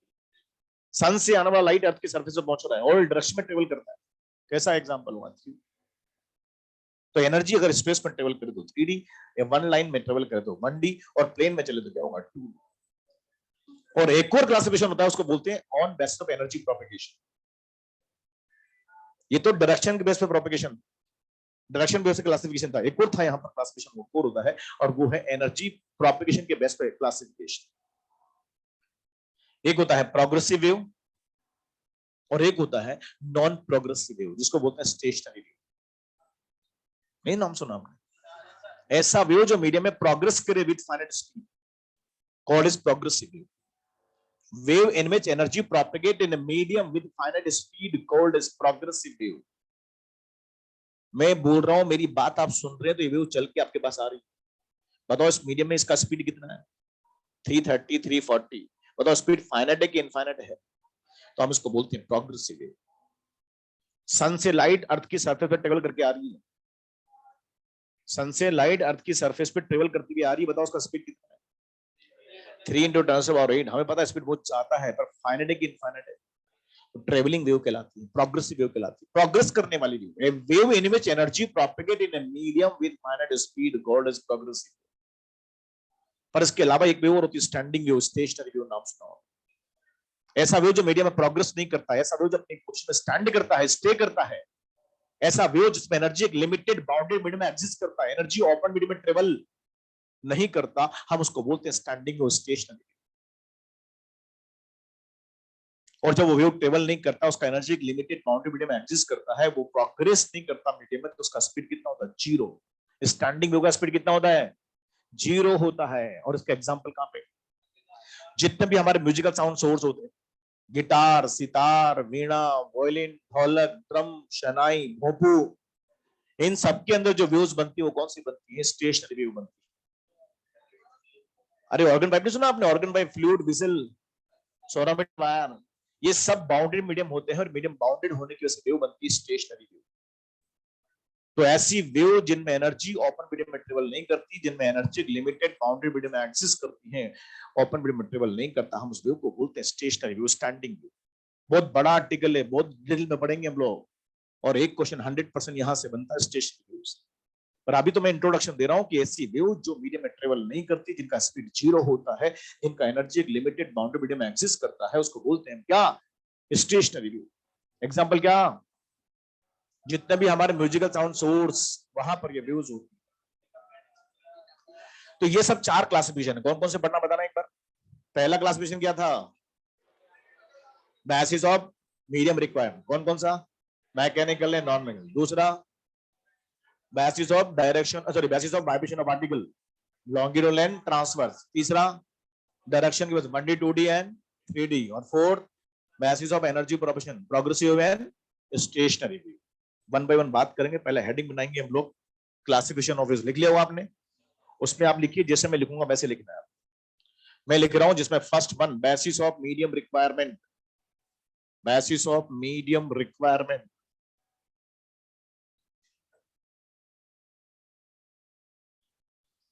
मीडियम की रिक्वायरमेंट के बेस पे वेव को क्लासिफाई करते हैं 2 तरह से, कंपैरेटिवली पढ़ेंगे बेटा।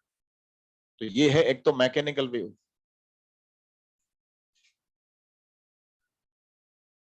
और एक होता है non mechanical waves.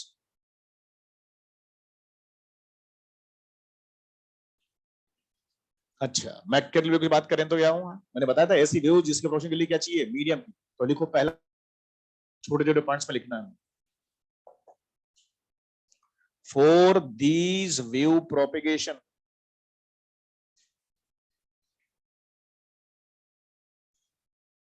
for these wave propagation, medium is required.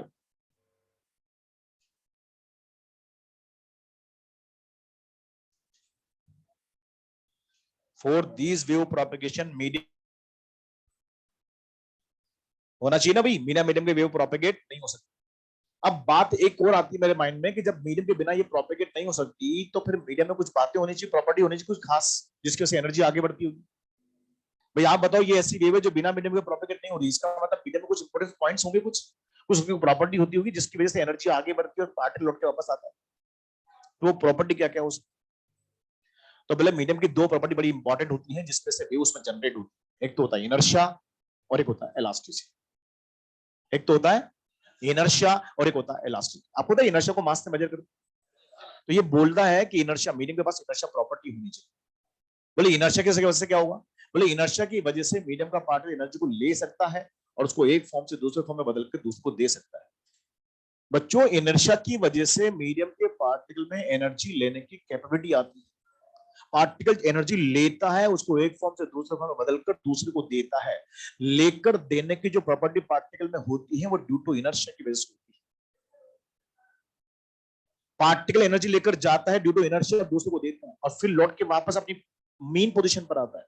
जब वापस लौट के आता है तो प्रॉपर्टी कौन सी होगी, इलास्टिसिटी। आप बताओ, मीडियम अगर प्रॉपर्टी इलास्टिसिटी ना हो तो वेव बन सकती है क्या? पार्टिकल जाए और लौट के वापस ना आए तो वेव हो सकती है क्या? तो लौट के वापस भी आना चाहिए। अगर लौट के वापस आ रहा तो मीडियम में कौन सी प्रॉपर्टी? बच्चों, जिस मीडियम में ये दो प्रॉपर्टी होती है इनर्शिया और इलास्टिसिटी, उसकी वजह से ही उसी मीडियम में वेव मैकेनिकल वेव। अरे वैक्यूम भी मीडियम है पर उसमें ये दो प्रॉपर्टी, तो वहां पर ये वेव जनरेट नहीं हो सकती। इनर्शिया की वजह से मीडियम का पार्टिकल एनर्जी लेता है और एक फॉर्म से दूसरे फॉर्म बदलकर दूसरे को देता है और इलास्टिसिटी की वजह से लौट के वापस आता है। देखो आपको मैं मैकेनिज्म समझाता हूं, वेव का मैकेनिज्म क्या होता है, फिर आप बना भी देना बात में, लेकिन समझ ले। ये मान ले मीडियम कोई पार्टिकल है, मैं इसको एनर्जी दे रहा हूं। मैं बोल के एनर्जी दूं, चाहे मैं फोर्स लगा के एनर्जी दूं, चाहे मैं प्रेशर लगा के एनर्जी दूं, जैसे इस पार्टिकल को मैं एनर्जी दूंगा ये एनर्जी पार्टिकल लेता है और कन्वर्ट करता है हाफ एम वी स्क्वायर। कौन सी एनर्जी? Kinetic energy. जैसे मैं इसको एनर्जी दूं, किसी भी फॉर्म में एनर्जी दूं, सबसे पहले कन्वर्ट किसमें करेगा, और उसके से मोशन करेगा। क्या करेगा? और जैसे मोशन करेगा तो अपने नेबरहुड पार्टिकल से कोलाइड करेगा और ड्यूरिंग कोलिजन ये अपना मोमेंटम उसको शेयर करेगा और लौट के ड्यू टू इलास्टिसिटी वापस अपने मेन पोजीशन पर आ जाएगा। बोलो, अब बताओ, ये से टकराया तो इसको किसने क्या दिया, मोमेंटम दिया। मोमेंटम मतलब इसने एनर्जी इसको दी। अब जब ये एनर्जी लेगा दूसरा पार्टिकल, इसको कन्वर्ट किस पर करेगा, उसके वजह से क्या करेगा, मोशन करेगा। फिर क्या करेगा, ये अपने तीसरे पार्टिकल से टकराएगा और अपना मोमेंटम इसको देगा और लौट के वापस अपनी पोजीशन पर आएगा ड्यू टू इलास्टिसिटी। ये वेव मैकेनिज्म होता है पार्टिकल्स। पूरे चैप्टर में जो वेव पढ़ेंगे उसका मैकेनिज्म है ये, हमें ध्यान रखना इसमें ऐसा हो रहा मैकेनिकल वेव। मैंने इसको एनर्जी दी, इसने कन्वर्ट किसमें करी, बताओ ये एम कौन है इसका, मतलब ये इसकी इनर्शिया है। एक मिनट के लिए मान ले इसका मास 0 है, बताओ इसका मास नहीं है, इसका इनर्शिया नहीं है, तो बताओ इसकी एनर्जी कितनी, 0। इसका मोमेंटम कितना है? अरे जब मोमेंटम 0, एनर्जी 0, तो इसका मतलब एनर्जी ट्रांसफर कर सकता है क्या? नहीं कर सकता। बच्चों, ये इनर्शिया ऐसी प्रॉपर्टी, उसकी वजह से ये एनर्जी ले सकता है, उसको एक फॉर्म से दूसरे फॉर्म में बदल कर दूसरे को दे सकता है। और इनर्शिया मतलब मास से मेजर करते हैं। इसका मतलब ये कहना चाहता है कि मीडियम के पास मास होना चाहिए, पार्टिकल के पास मास होना चाहिए, इनर्शिया होना चाहिए, ताकि उस इनर्शिया से वो एनर्जी को ले पाए और एक फॉर्म से दूसरे फॉर्म में बदल कर दूसरे को दे पाए। अगर ये मास नहीं होता, ये इनर्शिया उसके पास नहीं होता, तो बताओ एनर्जी इसके पास कितनी होती, 0। इसका मतलब इसने एनर्जी ली नहीं, और जब एनर्जी नहीं ली तो एनर्जी ट्रांसफर कर सकता है, तो वेव बन सकती है क्या? नहीं बनेगा। मीडियम में वेव बनाने के लिए मीडियम के पास मास होना चाहिए और दूसरा इलास्टिसिटी होना चाहिए। पार्टिकल जाए और वहीं रुक जाए तो फिर वेव नहीं है। बोलो ना यार, लौट के साला वापस भी आना चाहिए। अगर मीडियम में पार्टिकल लौट के वापस आ रहा है अपनी पोजीशन पर, तो कौन सी प्रॉपर्टी मीडियम की, इलास्टिसिटी, और ये प्रॉपर्टी मीडियम में होना चाहिए। ये दोनों प्रॉपर्टी मीडियम में होगी, उसी मीडियम में वेव जनरेट होती है। और इन्हीं प्रॉपर्टी के बेस पे जितने भी मैकेनिकल वेव्स हैं, हम सबको वेव को इलास्टिक वेव भी कहते हैं। क्या बोलते हैं इनको? मैकेनिकल वेव का एक नेम और दिया हमने, इलास्टिक वेव भी कहते हैं। इन प्रॉपर्टी के बेस पे व्यूज को बोलते हैं elastic views. Inertia elasticity property होनी चाहिए, उसकी वजह से व्यू आगे बढ़ती है। तो मीडियम में मैकेनिकल को एक नेम और क्या दिया? इलास्टिक। और एक और पॉइंट समझ लें, वो भी हमारी एनसीईआरटी लिखती दो जगह, पॉइंट टू पॉइंटर में भी लिखती है, थ्योरी में भी लिखती है, कि जब भी अभी मीडियम मीडियम में ट्रेवल करती है तो मीडियम की जो पार्टिकल के लॉस को ओबे करते हैं। These by Newton's laws of motions. कितने लॉस इन न्यूटन के? पहला लॉ क्या है? Law of inertia. Second law क्या है?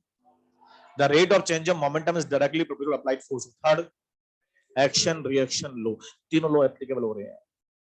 बताओ, पहले तो मैं बोल रहा हूँ इनर्शिया लो, हाँ बताओ इनर्शिया होना चाहिए मीडियम के पास, और जब इनर्शिया है तो लॉ ऑफ इनर्शिया एप्लीकेबल।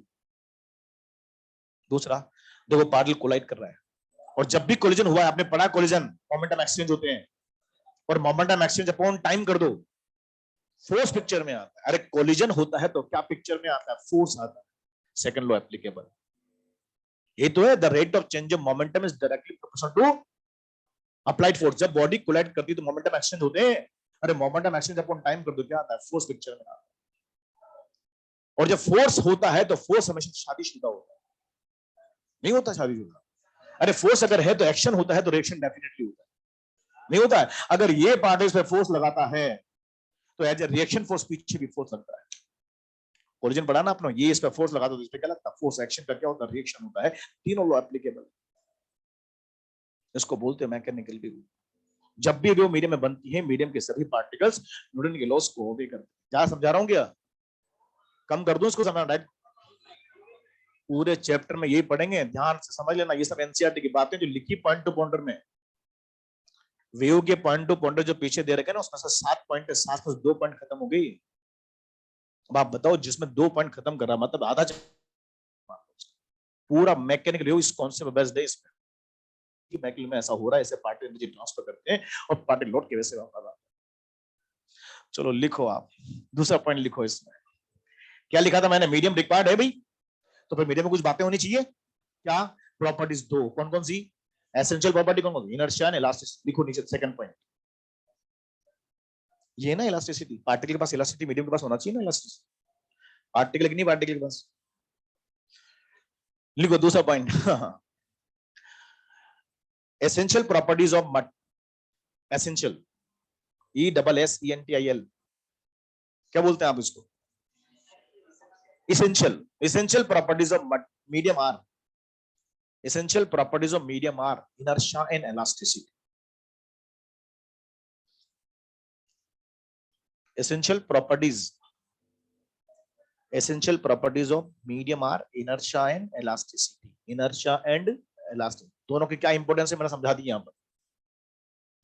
अगला पॉइंट स्टार बनाते हुए लिखिए, called as elastic wave also, called as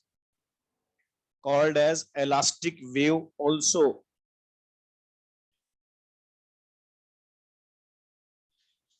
called as elastic wave also। और लास्ट पॉइंट लिख दें,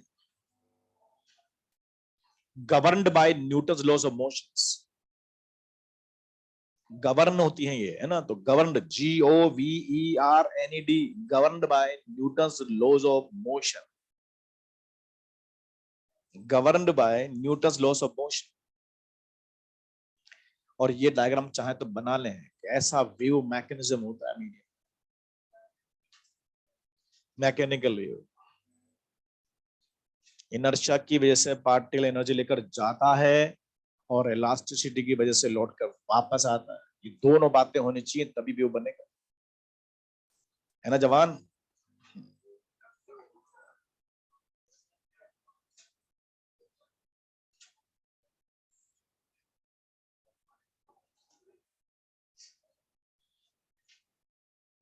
हाँ तो आ जाने दो ना। तो वो वेव थोड़ी है, वाटर सरफेस में चलने वाली वेव है। वो तो पत्थर ने गया, अपना स्पेस बनाया, उसने पानी को फेंक दिया बाहर, वो पानी बाहर है, वो वेव है। तो वो तो पानी आया है, वो वेव नहीं है। वाटर सरफेस एनर्जी का प्रोपोर्शन वो है वेव। वो तो स्टोन आ रहा है या पानी आ रहा है, उससे क्या मतलब? उछल के पानी आ रहा है, वो तो स्पेस बनाने के लिए धक्का मारते पानी को, उसने बाहर, वो थोड़ी वेव है। वेव तो वाटर के अंदर चलने वाला जो एनर्जी प्रोपगेशन वो वेव है। वो तो स्पेस बना रहा है, स्टोन अंदर जा रहा है प्रेशर से, तो पानी को बाहर धक्का मार दिया तो वो थोड़ी वेव हो गया, मास ट्रांसफर हो गया।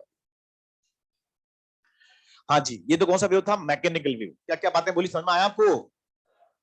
इस पूरे चैप्टर में ये आर्टिकल यूज करेंगे हम लोग, एक कॉन्सेप्ट ध्यान रखेंगे हम लोग। ऐसा वेव बनता है, ये मैकेनिकल वेव है। अब एक और कौन सी वेव है बताओ, इसके लिए क्या याद रखेंगे? ये ऐसी वेव है जो मीडियम हो तब भी चलता है, नहीं हो तब भी चलता है। इसको प्रोपगेशन के लिए मीडियम की रिक्वायरमेंट, इन वेव्स का अपना खुद का सेल्फ एग्जिस्टेंस होता है। ये वेव मीडियम में होती है तब भी चलेगी और नहीं होगी तब भी बन जाती है। ये किससे बनती है? इलेक्ट्रो मैग्नेटिक वेव है ना ये, इलेक्ट्रिक फील्ड और मैग्नेटिक फील्ड कंपाउंड से मिलकर बनी, बताया हमको। और बताओ इन वेव में दोनों फील्ड कंपाउंड एक दूसरे के, और दोनों के सुपरपोजिशन से जो वेव बनती है उस वेव का प्रोपगेशन इन दोनों फील्ड के भी परपेंडिकुलर होता है। और परपेंडिकुलर होने की वजह से इस वेव का नेचर ऑलवेज ट्रांसफर्स होता है।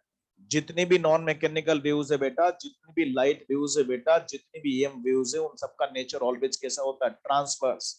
अरे आप पढ़ते हैं ऐसा, electric field perpendicular to magnetic field perpendicular, तो सी वेक्टर नहीं आता ऐसा?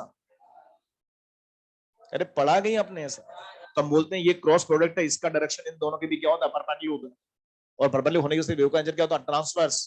तो जितनी भी नॉन मैकेनिकल वेव्स होती हैं, जितनी भी लाइट वेव्स होती हैं, जितनी भी ईएम वेव्स होती है, उनका नेचर ऑलवेज क्या होता है? ट्रांसवर्स। और अगर ट्रांसवर्स वेव होती है तो ये एक फिनोमेना शो करती है, पोलराइजेशन। पढ़ा होगा आप लोगों ने,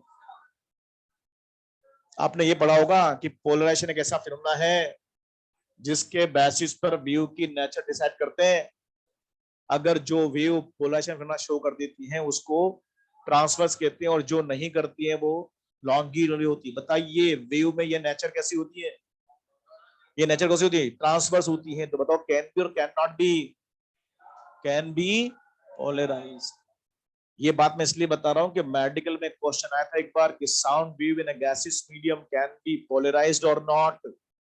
no, because of longitudinal nature. Sound wave का नेचर मीडियम गैस में कैसा नेचर होता है?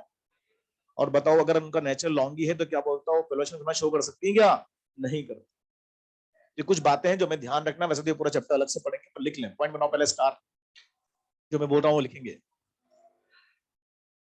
कैन प्रोपेगेट इन,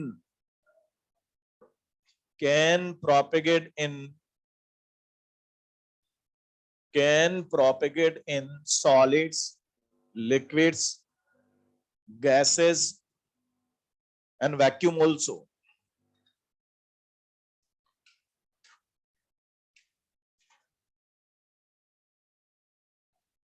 क्या लिखा? Can propagate in solids, liquids, gases and vacuum also. Example लिखो इसमें, EM waves, light waves etcetera.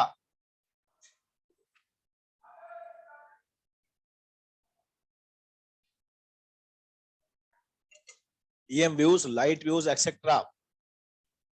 अगला star, these waves are of transverse nature. These waves are of transverse nature. These waves are of transverse nature and so can be polarized, and so can be polarized. ठीक है?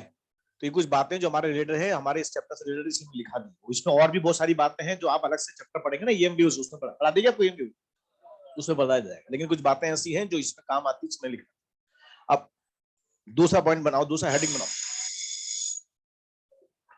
चलें फिर, और गया दूसरा heading तो बनाओ, तुम हेडिंग तो बना के जाओ मेरे साथ। नहीं नहीं, मेरे को अच्छा लगेगा। दूसरा क्लासिफिकेशन क्या था?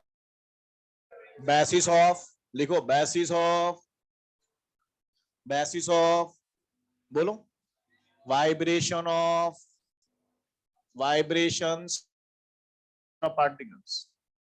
शॉर्ट में इस वर्ड को बोलते हैं वीओपी, है ना? अब इसका एक नेम हो सकता है, इसको बोलते हैं further classification, further classification of mechanical waves. बच्चों मैकेनिकल वेव का फर्दर क्लासिफिकेशन है ये। और basis of vibration of particle. और ये कितने प्रकार से होता है? दो प्रकार से। कौन कौन सा? एक तो होता है लॉन्गिट्यूडनल वेव, और एक और कौन सा? Transverse mechanical wave. बोलो, ये कौन सी नेचर की थी वेव? Transfer nature. और ये क्या नेम है? Mechanical, non mechanical. उसका पूरा नेम क्या हो गया? Transverse non mechanical. ट्रांसवर्स, और ये इसका मतलब ट्रांसवर्स का वर्ड है जिसके पीछे सर में मैकेनिकल भी आता है और नॉन मैकेनिकल भी आता है। बोलो भैया, अगर ये नॉन मैकेनिकल तो कौन सी वेव है? Light wave. और ये मैकेनिकल मतलब मीडियम इन्वॉल्व है। बोलो, मीडियम का पार्टिकल इन्वॉल्व है। अब बताओ, ये लॉन्गी और ये ट्रांस में पहला पॉइंट क्या हो सकता है इसमें? कि vibration of particle parallel to direction of propagation. VOP का मतलब समझो, ये ऐसा नहीं वेलोसिटी ऑफ पार्टिकल, वो लिख दिया मैंने, vibration of particle parallel to direction of propagation, इसमें वो क्या बोलते हैं? लॉन्गी। और यहां पर क्या लिखेंगे? Vibration of particle perpendicular to direction of propagation. VOP DOP perpendicular है तो वेव का क्या होता है? ट्रांसवर्स होता है। और यहां क्या होता है? लॉन्गी। इसका एग्जांपल,